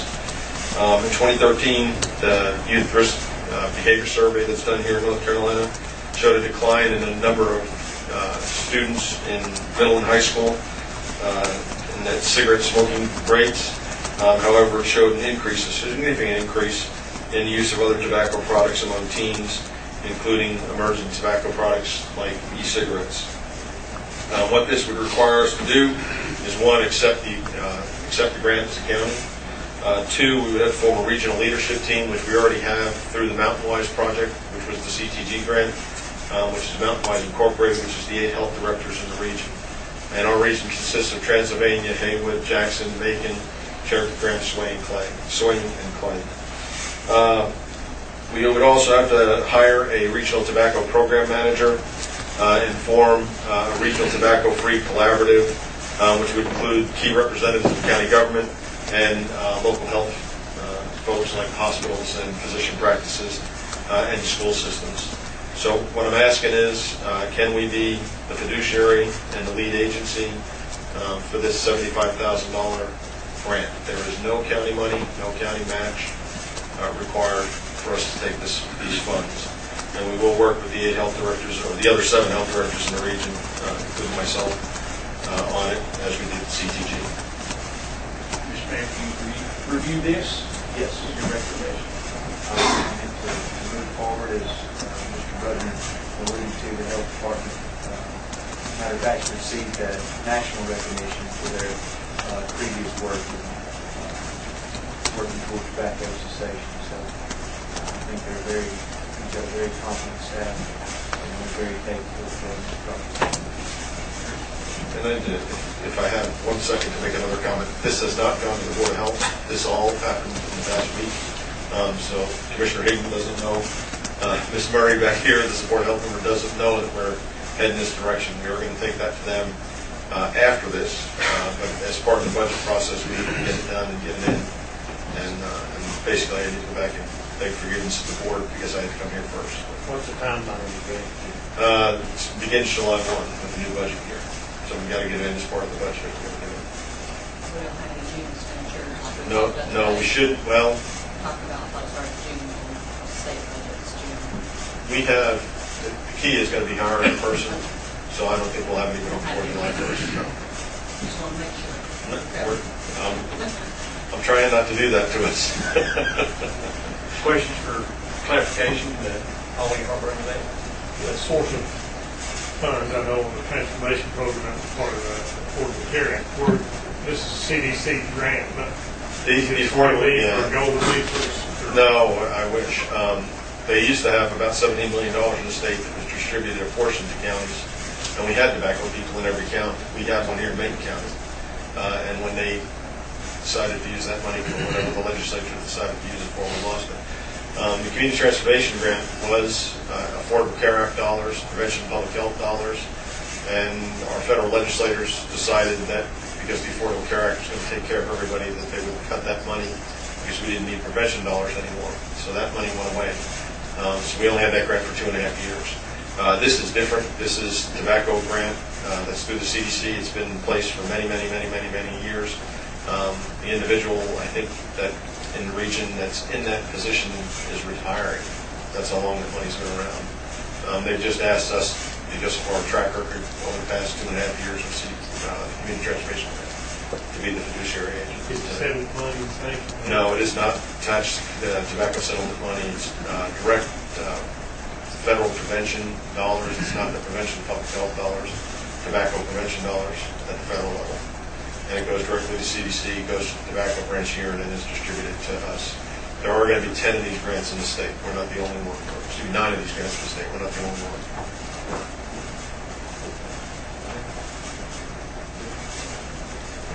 Motion to approve.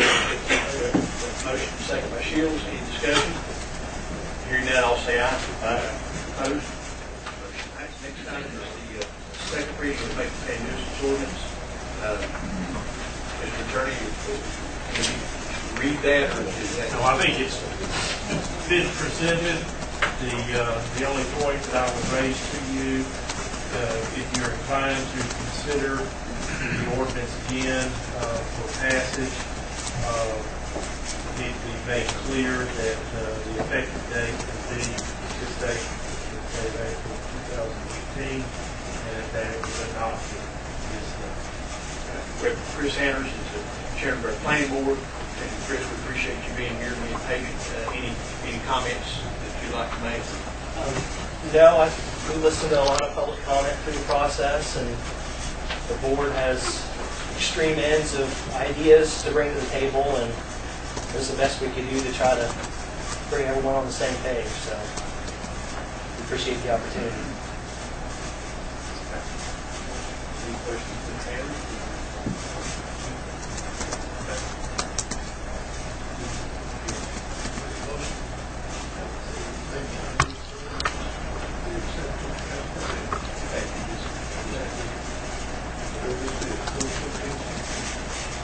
You have a second to that? The motion and a second by Bill. Discussion. Hearing none, all in favor say aye. Aye. Opposed? Aye. Motion passes 4-1. Thank you, Chris, for your work on that. And all I have all of them. And I've had several requests for a brief recess.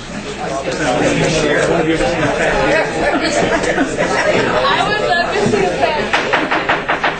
Call the meeting back to order. The next thing would be 9B, and then we'll talk about the QZAP funding. Yes, sir. We've been in discussion for quite some time and about pursuing this QZAP funding. And if you'll remember, I think 2 months ago, the board had authorized me to sign the application that the school board would send to basically get word on the QZAP application and the status of that. They've since received a letter authorizing the QZAP funding, and Mr. Bell is here with us tonight. If you want to speak a little bit about that, I think it was just received today or yesterday. Yes. The school board has just received that letter yesterday. If you have a copy of it.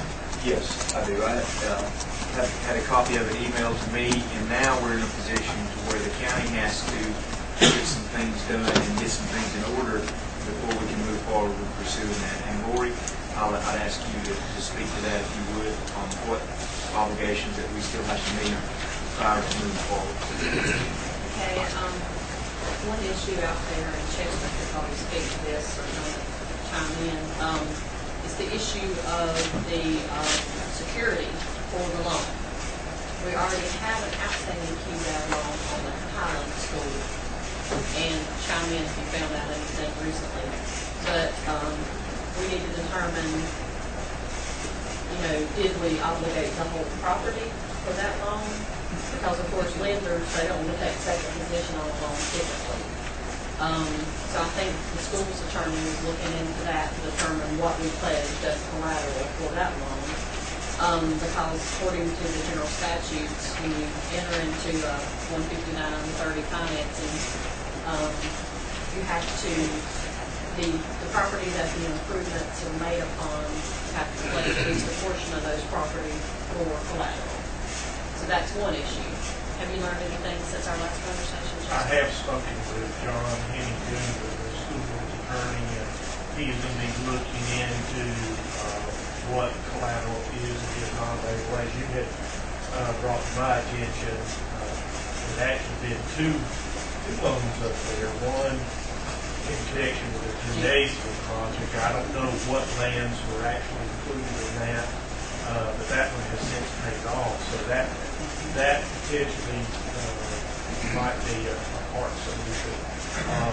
And then there's the most recent QSAP that covers, I think, some factors. The parcels up there, I'm kind of familiar with them, and you're correct. And if you look at the on your website, the tax website, you'll see that there's more than just one parcel of land up there, part of the part of the lights QSAP, which was the elementary wing of the school. That's the section that was placed for that long. The gym should be free. And I'm thinking there's a third section out there, out toward the sports field and where the high school is. I think he's shaking his head because he's probably looked too, but I'm remembering that there's 3 sections of land up there. And we only obligated for that loan, that section, that the elementary wing, that we could position with most of the footprint of that wing was setting in for that last 2 years. And then the other thing is, since the school board received this letter yesterday afternoon, we know that there has been a QSAP allotment. So now, Derek and I are going to have a conversation with BF and LGC, just kind of let them know what we're doing. He'll email us an application. Part of that application, there's kind of one of the first steps for the county commissioners is to adopt a resolution, which will authorize myself and Derek to make application for this loan approval. And then somewhere in the mix, we would send out an RFQ for architectural services. The school board has rated there were 2 terms. My staff wants to just kind of rate it, for our involvement. And then, of course, it would be up to you as the commissioners if you wanted to select an architect, enter into a contract. With the understanding, of course, that we're having to front the money until the loan would come through, and we would do a reimbursement resolution, which would, allow us to reimburse ourselves for this architectural expenditure. I would say the problem with working with schools is that we've got a very short window of time that we can actually get work done without inconveniencing the students, with the majority of loss of heating, air conditioning, whatever it might be. So if it's all possible, I think it would be great if we could just in high gear, seeing what coming up in the school years. Or even if we have to call a meeting next Tuesday or later this week. For the benefit of the board, county manager has requested a meeting with Labor Terry and Dr. That's for a different subject. Actually, talk to me about this as well. Okay, it wasn't on my memo. My memo said it was going to be sports field, and this was not included. So yeah, we intend to talk about this issue as well. Nail down the security that's intended to be used. Put that issue once and for all to bed. We need some clarity on where these improvements are going to be. I know y'all know where they're going to be, but we've not sat down and discussed these things. We need to know where those are. We've also got to talk about putting together an appropriate local agreement and making sure y'all are happy with the architectural services that are going to be recommended, and that we, basically are the right hand just so that that's scheduled for this Thursday. Right. Your information. So if everything comes together, followed up on Commissioner Tate, can we be ready next Tuesday? We have the resolution, you have your resolution ready next Tuesday? Yeah. And in that resolution, let me just add one more thing to me. Let me just add asbestos in that. Yeah, that's why I want to do that. That has to be done, of course, with no students there and the school being out before long. And I'm speaking from Mr. Fields as liaison to the school, that we would, Mr. Fields, so to speak, that we'd like to see that included as part of the upfront money. We can go ahead and do that abatement. That would be up to you. Right. In that, the last project we did in Highlands on abatement, that was an elementary wing, that was the same thing. What we can do is, if you front the abatement money, then I'll go ahead and secure it. We can do the 3 informal bids, if I'm not correct, and so the 3 informal bids award that bid and tell them that they have to start work before school is out. They can come in on Friday afternoon, they section the building up, they take a section of it out on Friday and Saturday, they run an air quality test on Sunday, they have to provide us with a copy of that air quality test clear in the building before students can turn back on Monday. We did that in cycles at Highlands in the elementary meeting, so I can have that abatement completed. What it means is it'll progressively go by the time school is out, and I need to get it done before we have the end of course test, but they'll be on the bare concrete and all the vinyl flooring will be not high, I'm talking about unit, excuse me, get across my brain. But even at unit, we'll have them down to bare concrete full-time schools out. That way, if we could get this project moving forward, then we can start working immediately when school is out, with demolition and putting things back, so that we can have a lot of it done. When we get done, the time school starts in the fall, if it's the perfect world and everything happens, so we can start on June the 13th. No, there's going to be work going on when school starts in August, but we've been there and done that before. And I've talked to the principals of those schools, and they have plans on how they can move classes and work and solve this thing around so that by November 1, the project should be over. So, and there's an 8-week lead time on HVAC units, so that's another thing. You've got to get things moving because we don't want to come up into mid-October and Highlands and not have HVAC units up there. It's kind of cold. So assuming that we have the resolution, or assuming that this board decides to proceed, the resolution, I don't think it's going to say this, give you and the county manager and the county attorney the permission to proceed from the LGC, right? So. There'll also be a reimbursement resolution. And then we only have to get out to the LGC to move our application along. We'll do that. No, you're not, I mean, that's. They're pretty tight. They're pretty tight. They're going to want that thing a month before they. He'll hesitate. I mean, looking at my calendar, I guess my best estimate would be we could probably get on there and probably don't be there. They just meet twice a month. Or once a month, isn't it? They will meet twice a month. Probably the first Tuesday of July. One of the primary You have to have purposes. construction bids in hand. Yeah, you're going to have to put it out for bid, have those bids in hand. We need to. We're also going to have to shop the finance. Yeah. Those things have all got to be done. That having been said, this meeting is set for Thursday. In my mind, this is the primary purpose of this. The other issue, I think we feel what we quickly. This is all designed to find ways to see what we can do to speed the project along, figure out what the timetable, the desired timetable is, and find fit. I guess it's coming up. On behalf of the liaison committee for schools, and through your call about having this meeting go on the next Tuesday night. Unless something comes up on the meeting Thursday, something blows up. It sounds to me like very, and the school board may have some solutions to that security issue. Are you thinking we may have? I'm thinking that we have the security issue should be okay. If we get that worked out, that was the major area of study, if we get that worked out. If we got that worked out, then I think we'll be looking at ways to explore ways to expedite. Is that the Highlands project? Well, you got a union and Highlands project. So, that has to do with Highlands. I'm saying the union school is entirely unencumbered. Is that correct?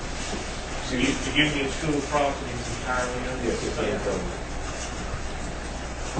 Go ahead, Derek. You go. I just make a comment that you and I had opportunity to visit Union Academy. We need to get this moving ASAP. These kids cannot, the staff, the teachers, the students, and the community they're not being treated like we treated the public meetings. This county commission has done a super job of putting those schools in place. And Union Academy is in dire need of our help. Get those kids in some place where you can learn, the teacher can teach. Teaching and learning has to be there. And I'll be honest with you, they don't have the environment for them. Learning is a challenge. And Mr. Pete may have seen something different, but I was a little sorry for him. Yeah, I agree, but Karen, I did go down and look at it because I was questioning, as I do everything, about the cost of the remodel. You know, it's my personal opinion. I don't think we need to rebuild Union School, Union Academy for $1.5 million. Gary and I, we discussed a few things. Obviously, there's some things that need to be done, but this is an alternative school for those children that do not fit into the standard. How would you describe it, Mr. Bell? Well, that's yes, and then there's multiple reasons why you could be there. They're not. They may be students who not have great success in the public setting, and they need to try to pass the grades so they can move on, and so now they get individualized attention.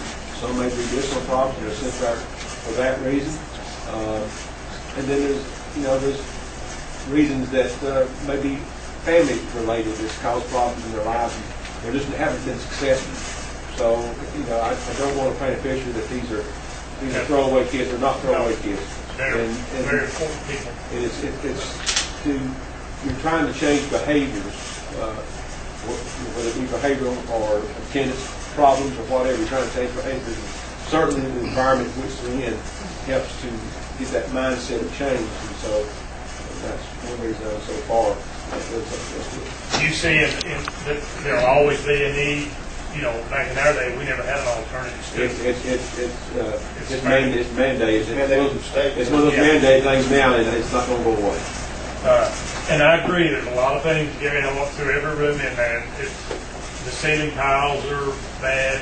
The carpet, the windows. The $1.5 million. You know, someone made a comment that well to invest that, and it should ever change use. We would have that investment in that school building. We're trying to sell it on the stage for $150,000, so we'd be smart to use it to try to build the asset, build value. The abatement thing, are you talking of taking every floor covering? Is there another option besides abatement? Can you cover it? And that's is that a requirement by, I know the private sector? There's a special department in Raleigh that deals with that, and they've already been in contact with me. And if we do anything up there, then we've got to clean this up. It's right now it's not a problem. I've explained that to the media. Please remember, I've explained that to you, that there is not a health hazard there now.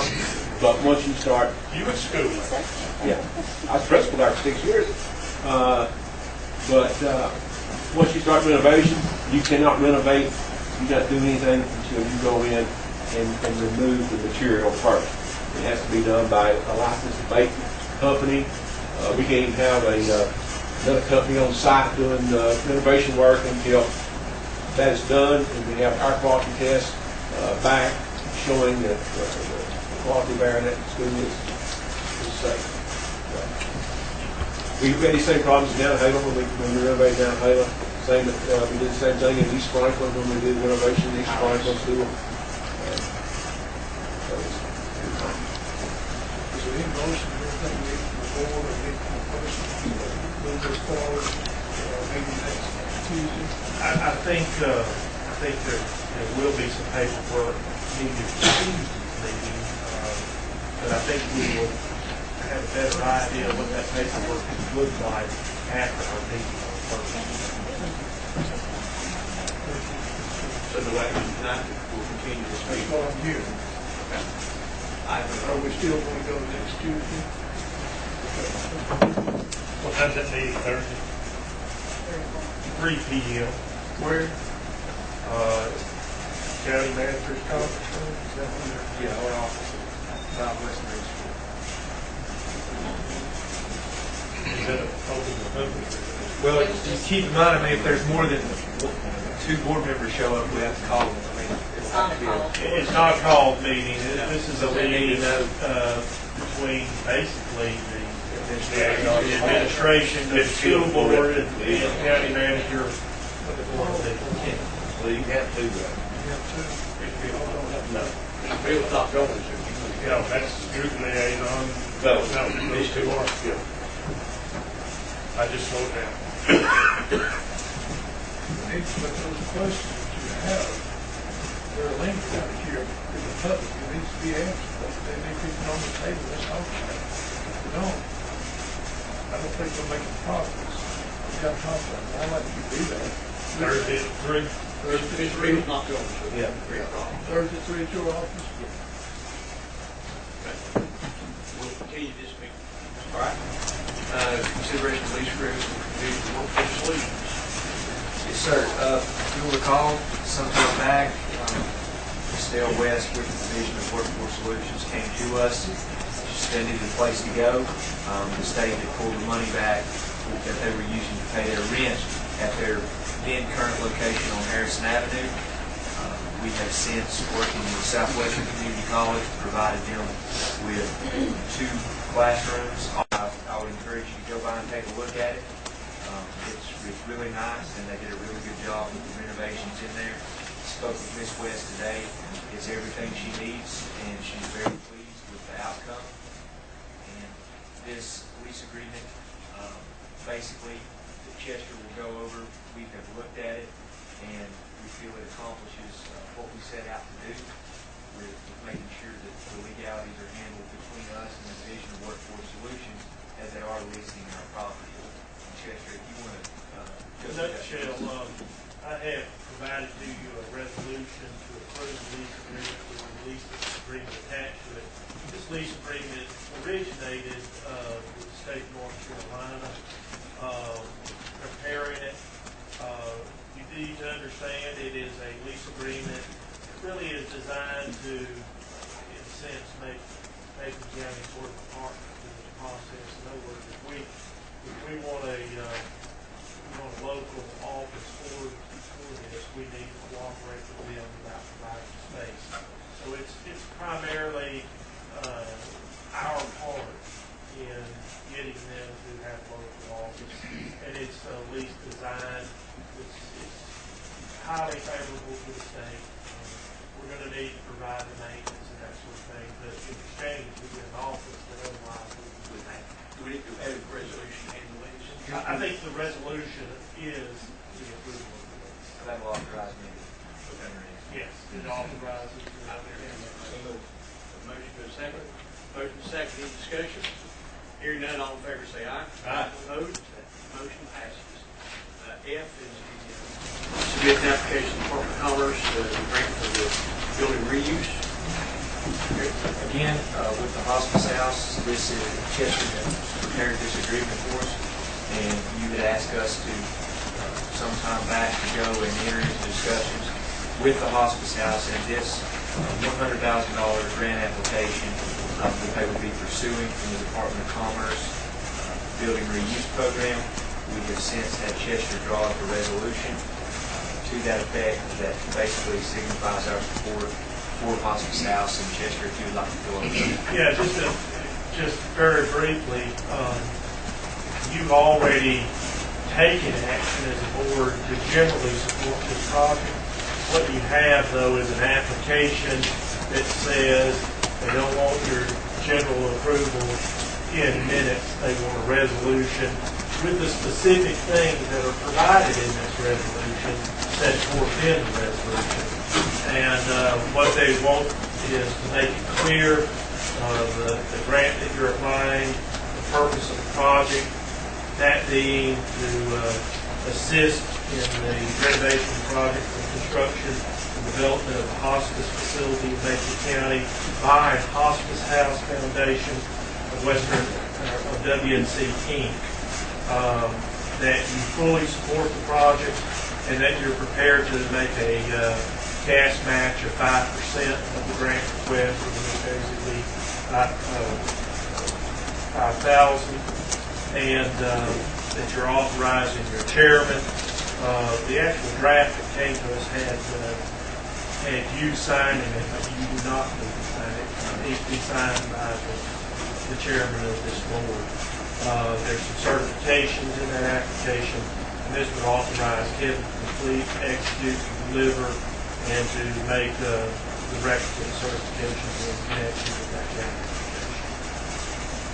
We certainly have several folks here from the hospice house. That work very hard. But they might, I want to make sure that they've read this and understand it. Joe, you can support it. John, or somebody else speak? We appreciate your support.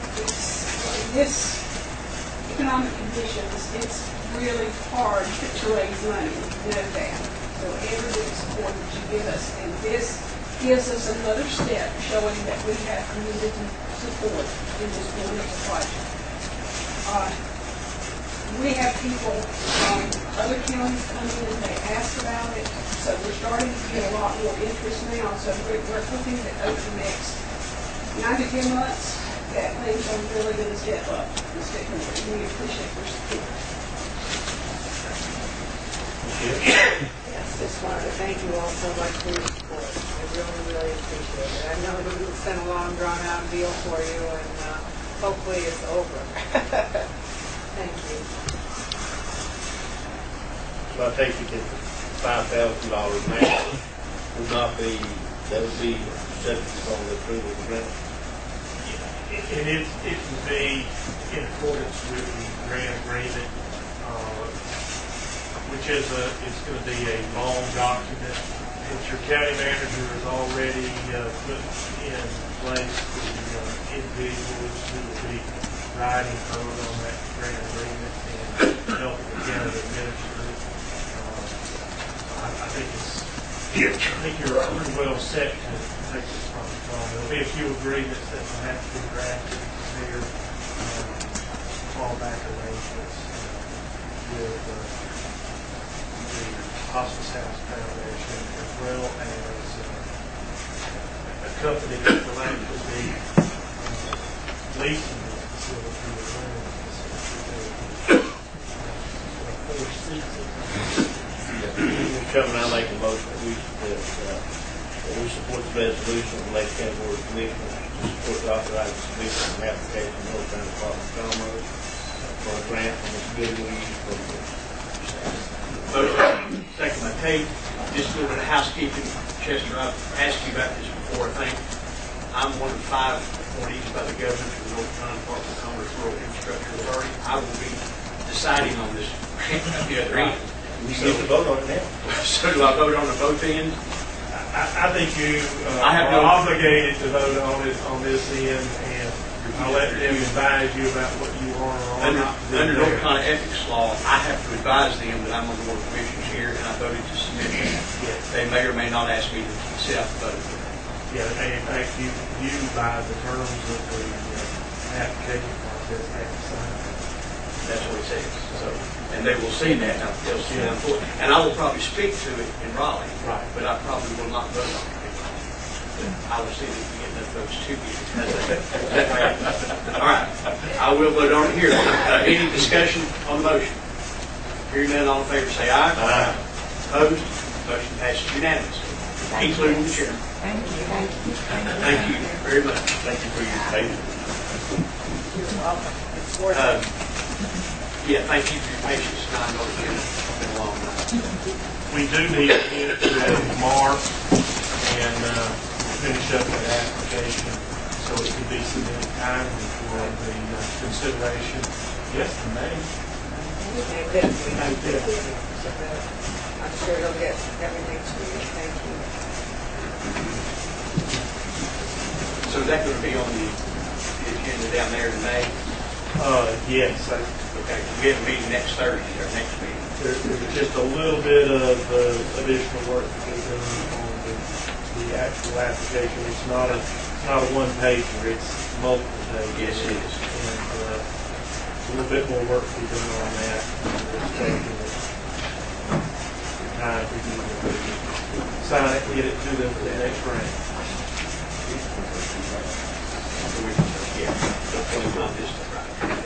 We have change orders for Park Meadows, Mr. Manager. Yes, have Mr. Jack Morgan here with us. He's going to have, hand out some maps along with some attachments that will summarize the change orders that we're requesting. And I'll ask him to do that this time.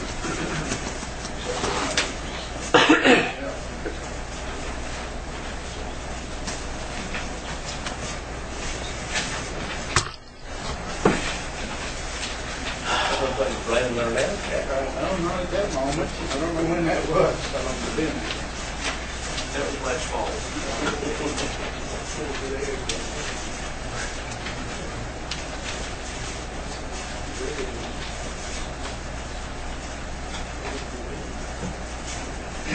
Mr. Chairman, gentlemen, I have some proposals here and also a request for some modifications to the work at Park Meadows. There's a narrative, of course, on the cover and an accompanying map with some notes on it that I'll be referring to. All right, number one, the parking lot extension at the pavilion. On the original plans that were bid on by Finland Contracting, had the parking area stopping at the end of that lane. If you look toward the top, you'll see proposed additional parking area number one. You see the lane from that four fields coming down and the parking lot stops. That's what it was originally drawn. On the modified drawings, after we rotated because of the discovered grave site, it shows the parking lot extending out as we have in red. Involved in material and labor to do this would have to haul in some additional dirt, compact it, would have to install fabric because it's a wet location. We have to install a concrete catch basin and approximately 70 feet of drain pipe, of course gravel. This addition will add approximately 22 parking spots in that area.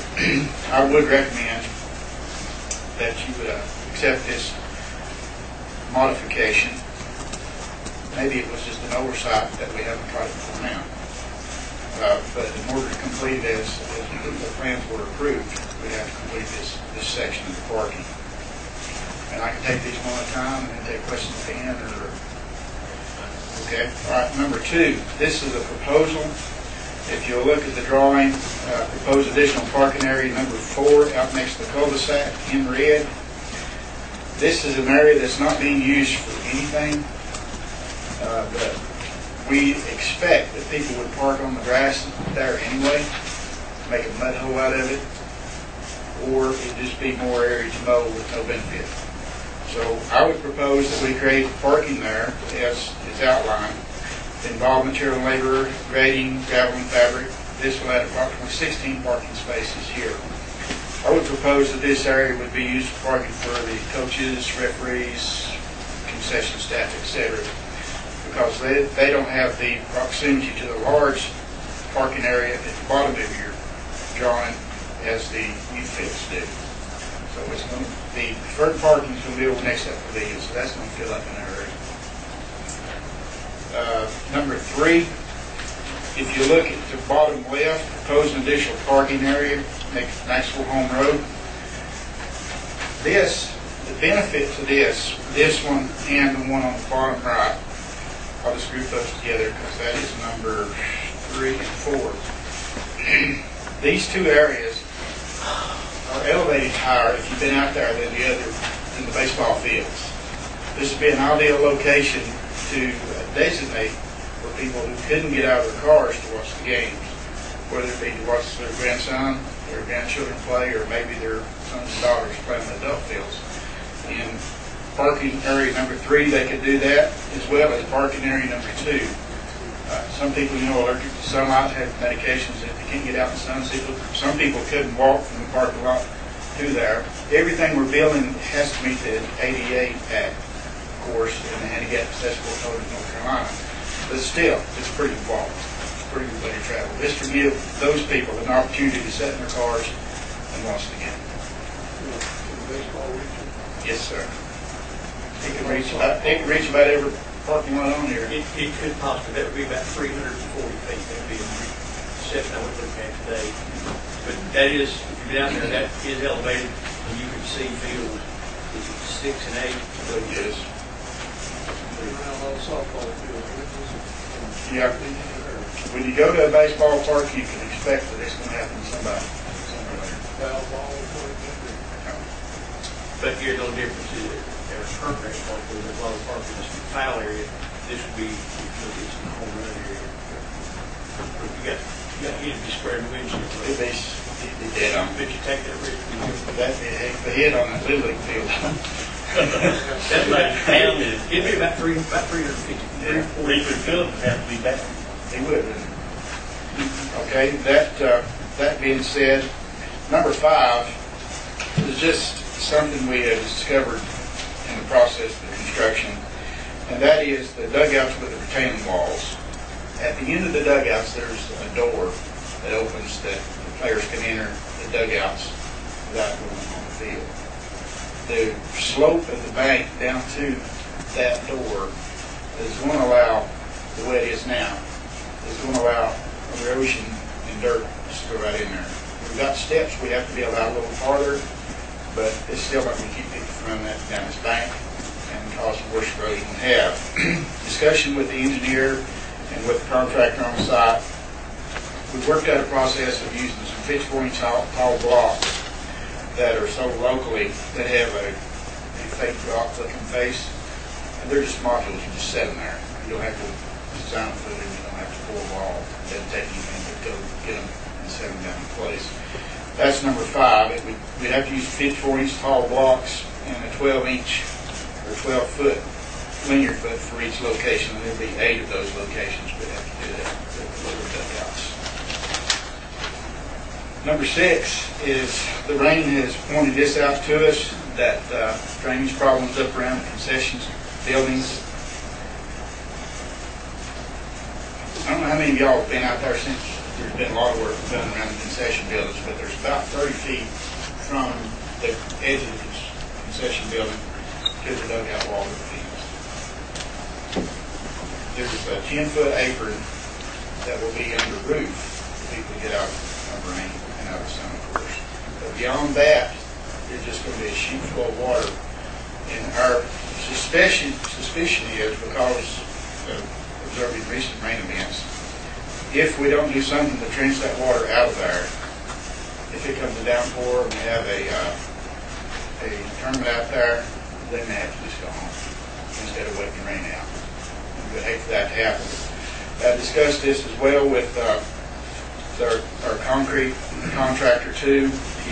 He recommended there's a trench drain that's pre-tabbed. You just set it in place and run it out there. You can run our gutters in it and then pipe it off and get rid of that water.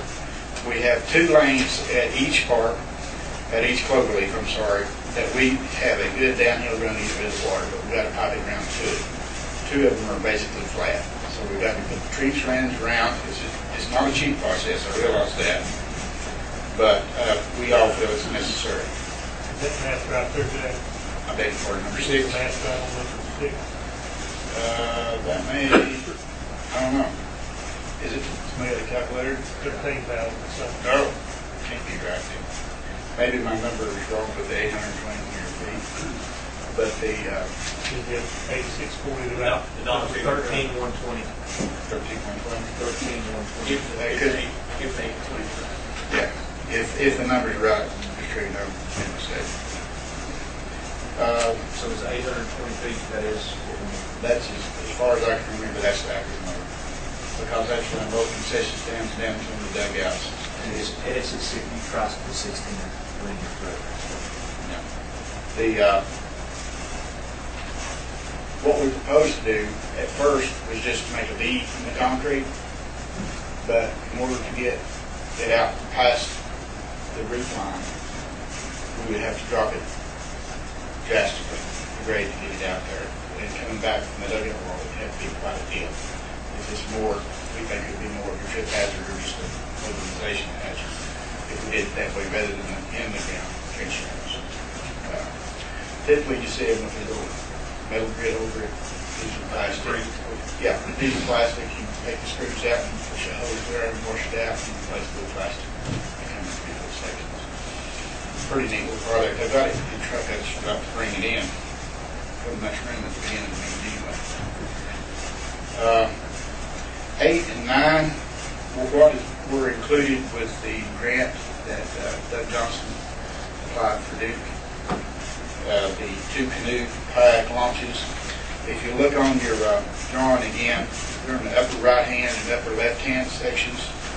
It's noted as canoe input A and canoe takeout B. Actually, they're both canoe put-in and canoe kayak put-ins. What some of us have discussed is probably the use of people put a tube in the upstream and go to the downstream and then make a roundabout. The J-hook is in the middle of it, the stream bank restoration. And what that is, the J-hook thing, the bank, the creek makes quite a turn there, almost a turn hole, and it's eroded away the bank. You have to do something to restore that. What the recommendation was just to build like a beach in that area and use some boulders to make like a J-shaped undercurrent structure that will cause water to slow down. You can have a little wait for the kids and a place for to get in the water if they wanted to. So anyway, that was part of the grant that was approved anyway. And number 10, if you remember last month I came discussing the Surf Pro batting cages. I'll give you an update on that. If you remember from the narrative last month, look in the top right across behind that tree line, and they proposing to build a 30 by 140 foot long structure, which could be either 4 70-foot back cages or 8 35s. But anyway, we have to pour sidewalk from the parking lot and then to each end of that over there, and that is number 10. Labor material for approximately 230 linear feet of sidewalk. Number 11 is the ceiling of the sidewalk material and labor. This is not just this sidewalk. This is all that they have in the contract. Would highly recommend that because we have a lot of red clay out there and it's going to be a red sidewalk if we don't seal it. And I recommend we do that as soon as possible. Just so, Mr. Chairman, I rode out there with Jack on Friday, I think it was, and he showed me all these on the ground. You know, when you look at it, what this is doing is, and anybody that's been, and many of you have been involved with construction projects, a lot of this stuff you really can't tell until it starts taking shape on the ground.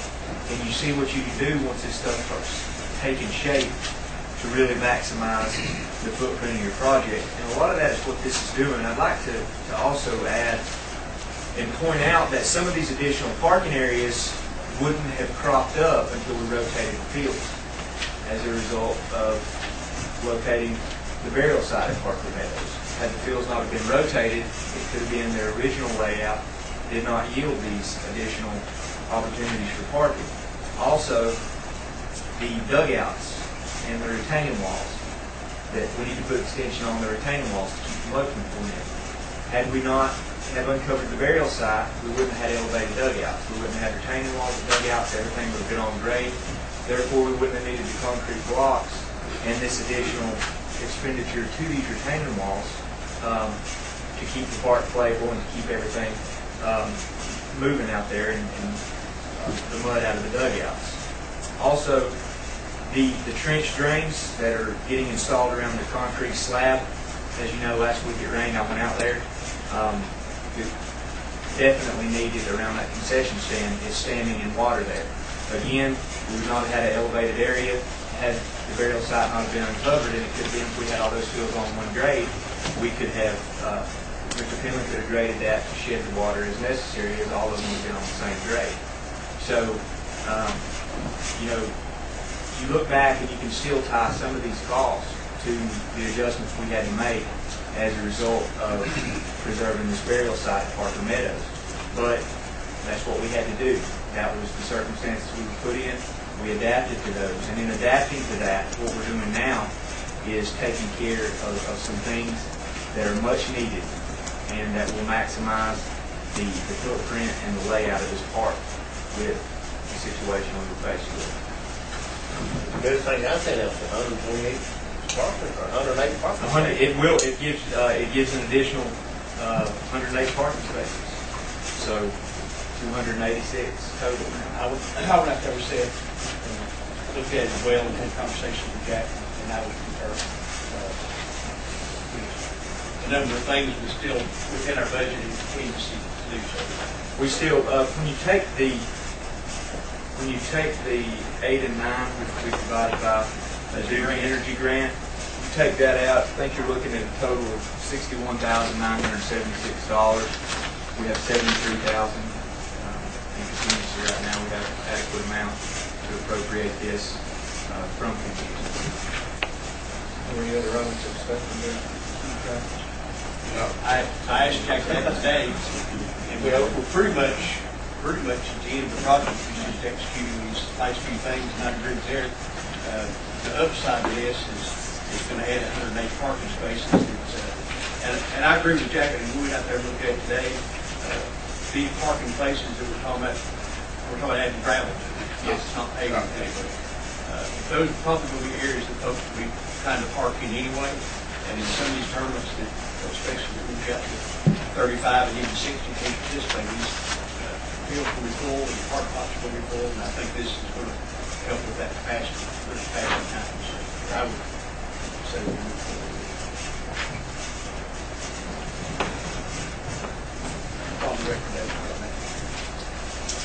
Yes, that does have my recommendation. I'm trying to figure out here, all of these are going to be changes to the Penland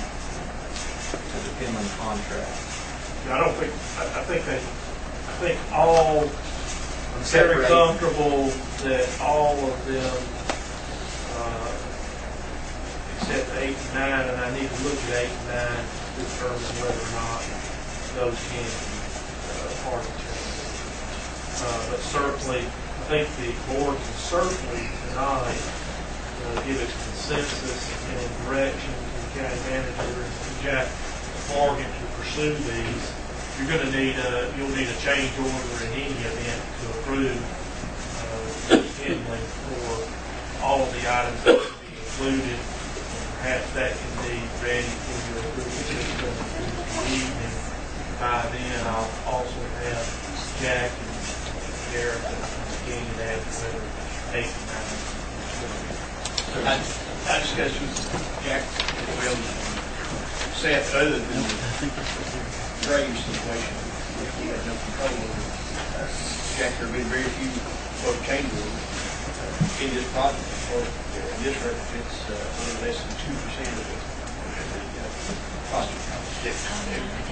For anything that wasn't associated with the road side, there's been just minimal changes. And these, granted, they are more money, but these are adding more elements to the park. The parking is a premium when you go to these places. And we talked about, if we came back and did these later, it would be a double or triple the cost because you have to get the equipment over the top of the pavement and it would make sense. It makes sense to do that. And we do have money in contingencies, so I'd recommend we go ahead. I'll make that motion. We have motion and second to proceed with the change orders modifications as presented by Mr. Morgan. Any discussion on the motion? And that money be taken from the contingency. Just to clarify, is that everything except 8 and 9, that's just their recommendation? So it's the 61,976. Change order for 61,976. Well, we don't have a change order yet. Well, these would be, if this is how we've done every change order up until now. If you take 8 and 9 out, I think. Have those numbers been provided by Penn? Yes, these numbers have been gone over by Jack and Lewis, so I think that can be treated as approval for the board. All right, including all items one through that. Except for 8 and 9. Is that right? 61,976. We can come back to 8 and 9. Any further discussion on the motion? You don't get away with that.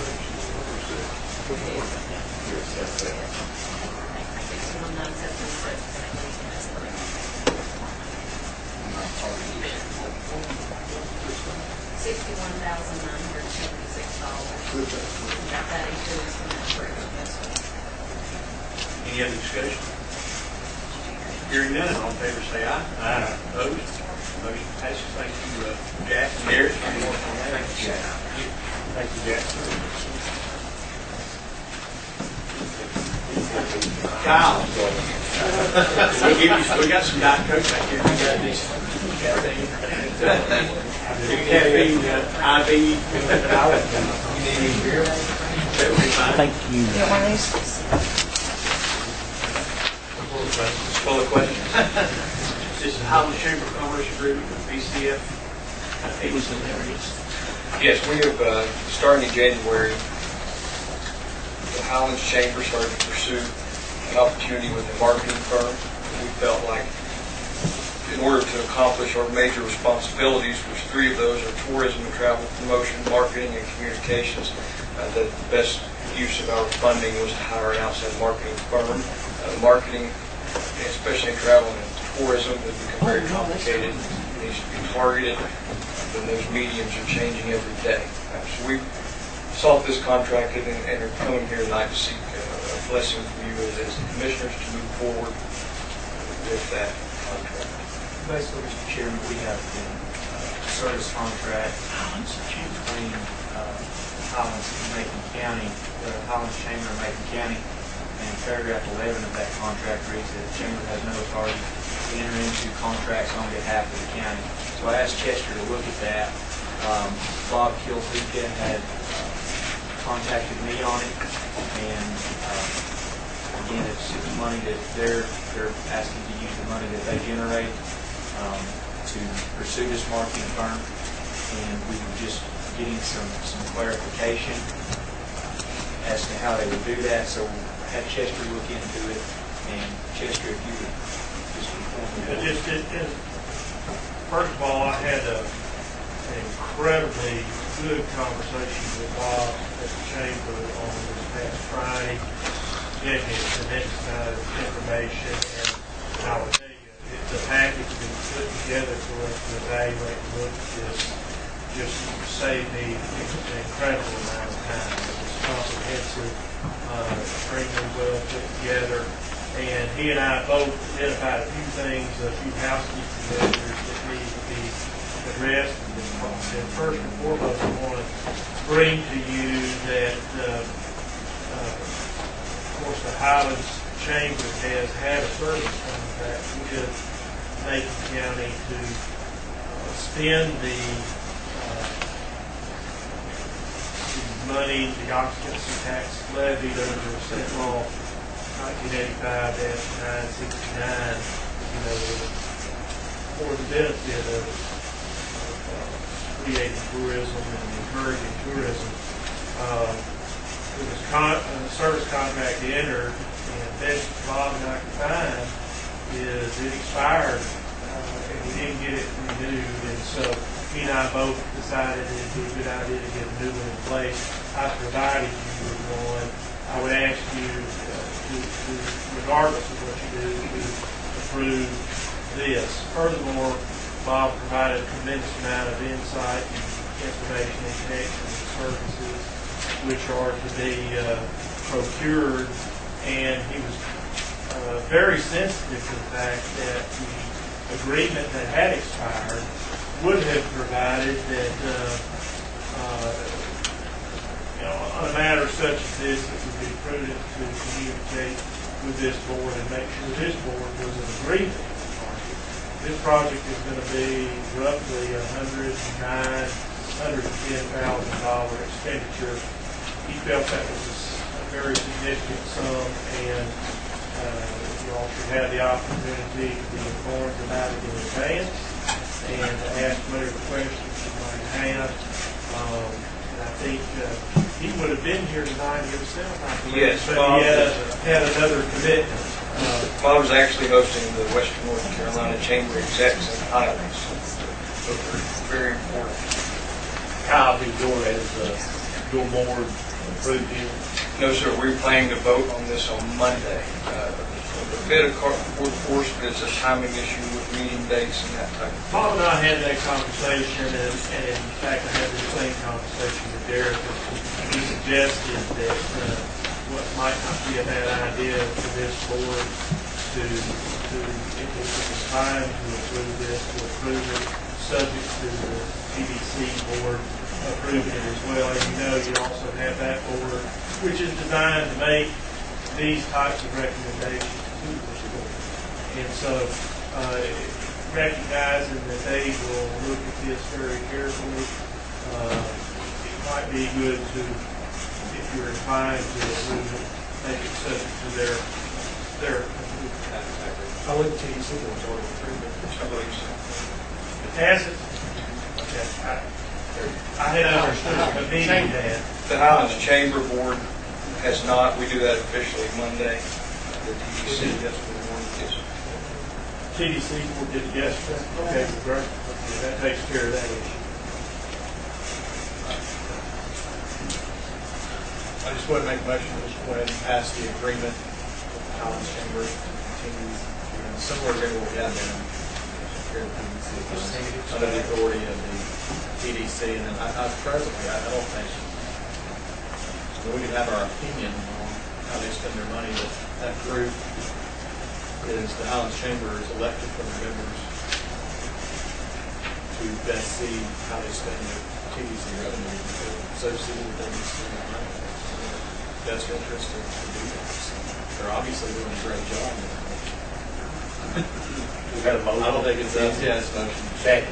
We have motion and second discussions. Do we need an audit? These three of them? We do one. I mean, do we need that? That's the expense of the chamber. This is not a bad idea. Yeah, the tax is for some very limited purposes, and the county needs to make sure that the funds are expended in that manner and that manner alone. Otherwise, the county got lots of money. Any other discussion? You waited this long? You want to introduce your... Yes, I do. This is Amanda Sullivan. Amanda has been our expert in the procurement process. Amanda is the Director of Marketing at Old Edwards and is a true expert in this field, and we lean on her heavily in searching for the right company for us. Well, thank you for waiting. Thanks for your patience. Thank you. Anything you want to say to speak to? I think not gonna do that. Thank you. Got enough of the county government. Sorry. Wheels turn fast. Wheels turn fast around here. All right. Any other discussion? If not, all in favor, say aye. Aye. Opposed? Motion passes. Thank you, Kyle. Thank you all. Nice to meet you. Thank you very much. We appreciate it. Let's see, all that out of 10B, Macon County Transit. We should have put that up under 8 here. Been brought to my attention, I think some other members too, and I've left Kim a voice message today. I don't think we ought to be micromanaging departments as a board, but it's been brought to my attention and asked if we would have a public discussion on this, and the Anaheim Hiking Club mentioned it earlier, and I talked to Kim about it sometime before. I said, hey, don't do this or any of that, just bring it up for discussion. But the issue of making transit buses to the trailhead up to Winding Stair Gap. We have two taxi cab services, Ron Haven, and I think some other people now are providing that in the private sector. And the question was posed to me, and I questioned this board, is this something that we need to be doing with public transportation, competing directly with the private sector for a service that's been handled for 20 years. Do they do the service and charge for that? So do they make a profit from that? Oh, yes. Yes. I don't know what the structures are. The taxis, there's only 2 taxi cab companies, and then Ron Haven, and I think some other people were doing it illegally. I understand now the Forest Service is up there trying to stop it. You got to buy a permit, $300 permit or whatever. There's a permit. And yeah, just to go up all people. But my question is, should we be competing with established private sector businesses? I think the question is going to be, should we be providing taxpayers money to do this? I mean, your question. That's a different angle, yeah. That's what I'm talking about. You charge these folks in, you'll get them? You charge them the same Is it rate. profitable? No, yeah. Yeah. Yes. We charge the same rate as part of our general public service that we do. We were approached by some residents and business members, asked us if we would do this for this year, and we felt like it was a good support for bringing economic development. I mean, obviously, public transportation and economic development go hand in hand. As long as we can bring people in. I had not been aware that there had been any real problems with it. We have seen Mr. Haven, my driver's had several conversations with him. He actually talked about coordinating next year the vehicles together to make sure that we are offering the best service with everybody who can provide the service. He discussed that actually with my operations supervisor who was up there just a couple of weeks ago.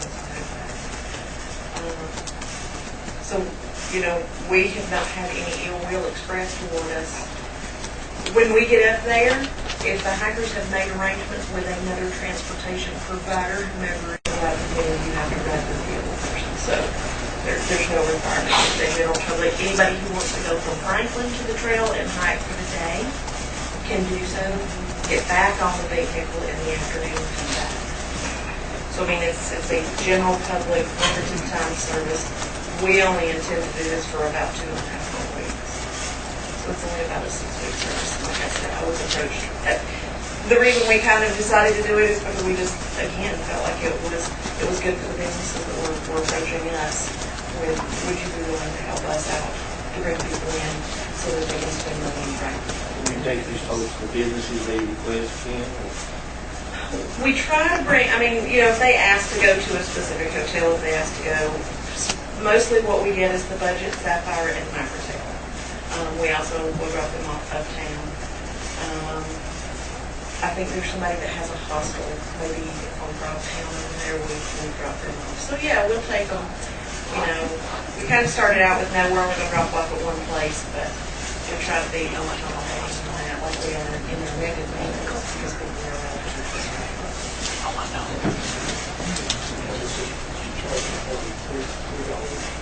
It's $3 each way,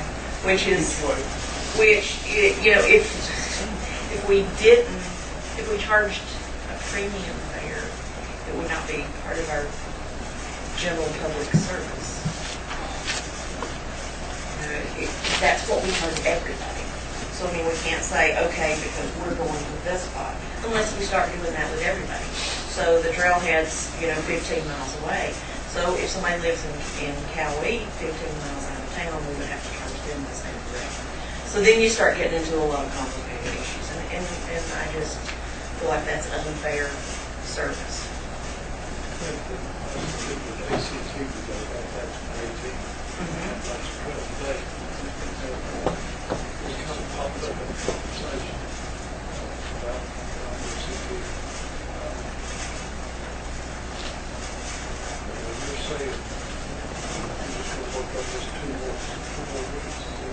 For this year.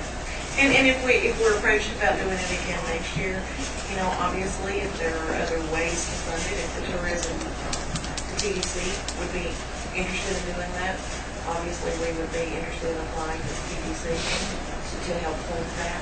But be very careful about chartering service, and that's why we do it as part of our general public service, because we still have to charge there. And we don't limit who can run it. We don't just say we're going to drill and pick up hikers and that.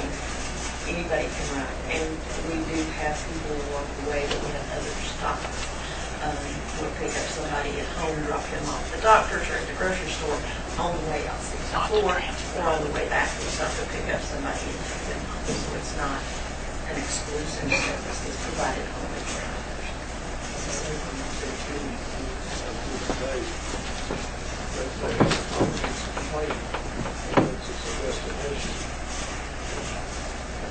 One of the unique things is we are providing transportation to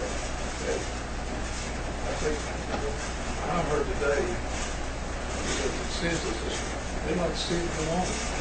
That it does not have enough groups yet, so to see if it's a favor or not. So I guess what I'm saying this time next month, we hope to share with that group of how important the LCT is to the program and stuff to what they're trying to do through applications.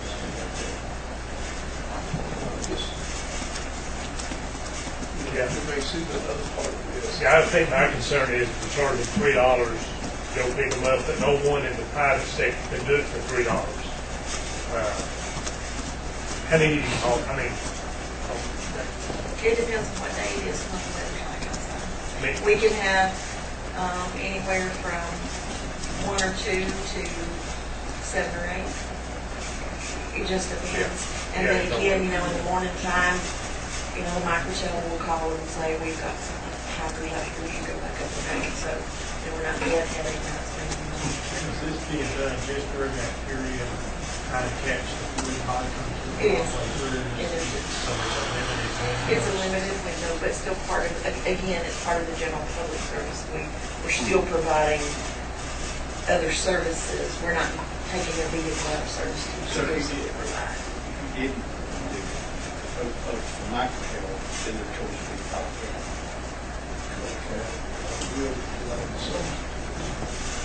They have licenses. Microchannel is the reason the transit. But you do have to get the permit through the Forest Service. Yes, yeah, I think somebody was talking about there was somebody operating without those permits, and that was part of the concern too. But the thing that came to me was, is this really $50,000 that you can justify? People like bring them up to the block. But I think if you're a competitor, a business person, I think you'll see the other side of it. They're not just they're having to put a round trip, maybe $15 in gas and stuff like that. No one is something in the business. But I think that they need people, if you with them, they will say let's bring the money in.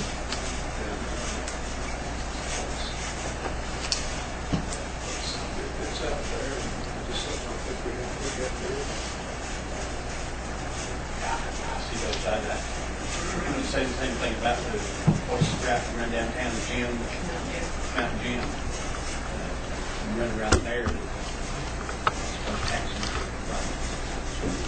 We have a broader discussion about. But I think what they're saying is, there ain't heating, your hybrid are not taxpayer.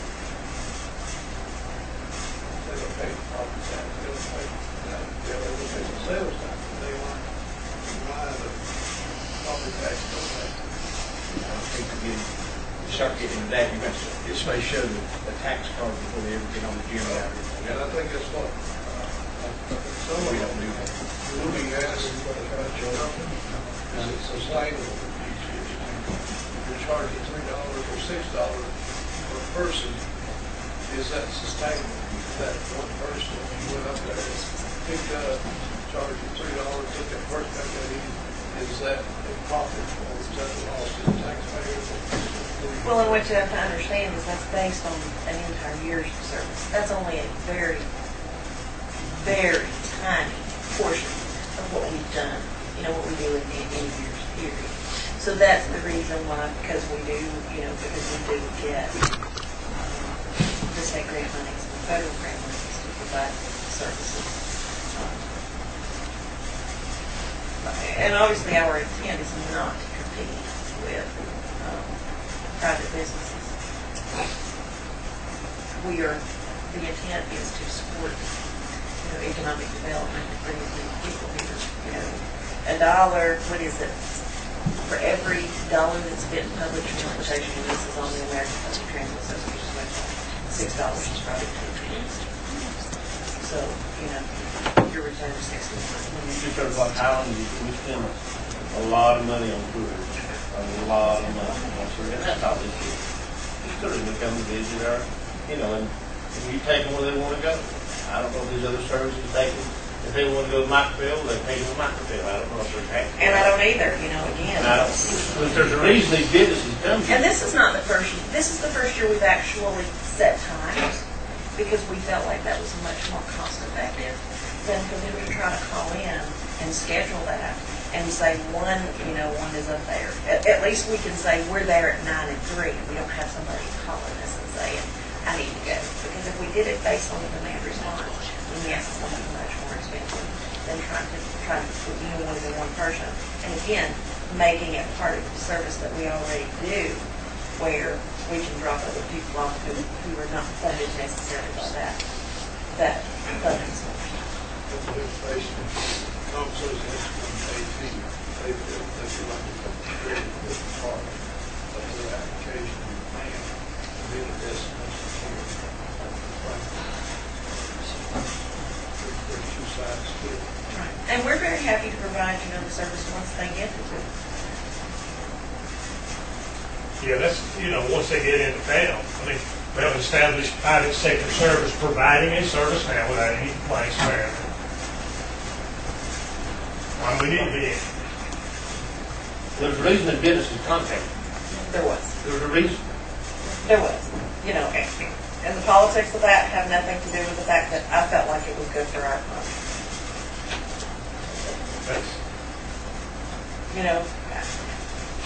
I don't care what the reasons are. If you contact me with a transportation need, I think we can support it and do it. I feel like that I'm obligated as a transit director to try to support that function. Other questions, concerns? Is there shall we continue for the next 2.5 weeks? That's your call. You're on the part. As long as we got the money to do it.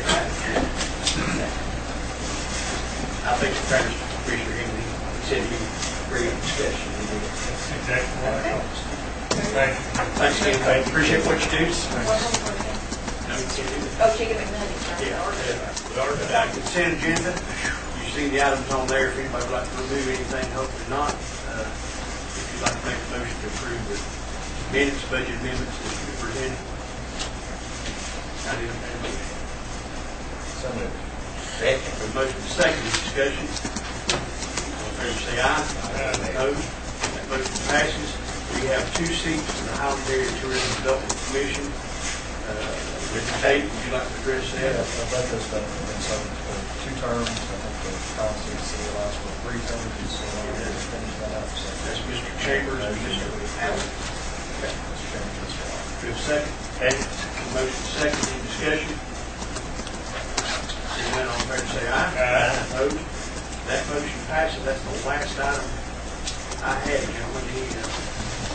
Anything else to report? Closed session this evening, or wait for next Tuesday. Do I hear a motion to adjourn? So moved. Recess. Recess next Tuesday, 6 p.m., 5 West Main Street.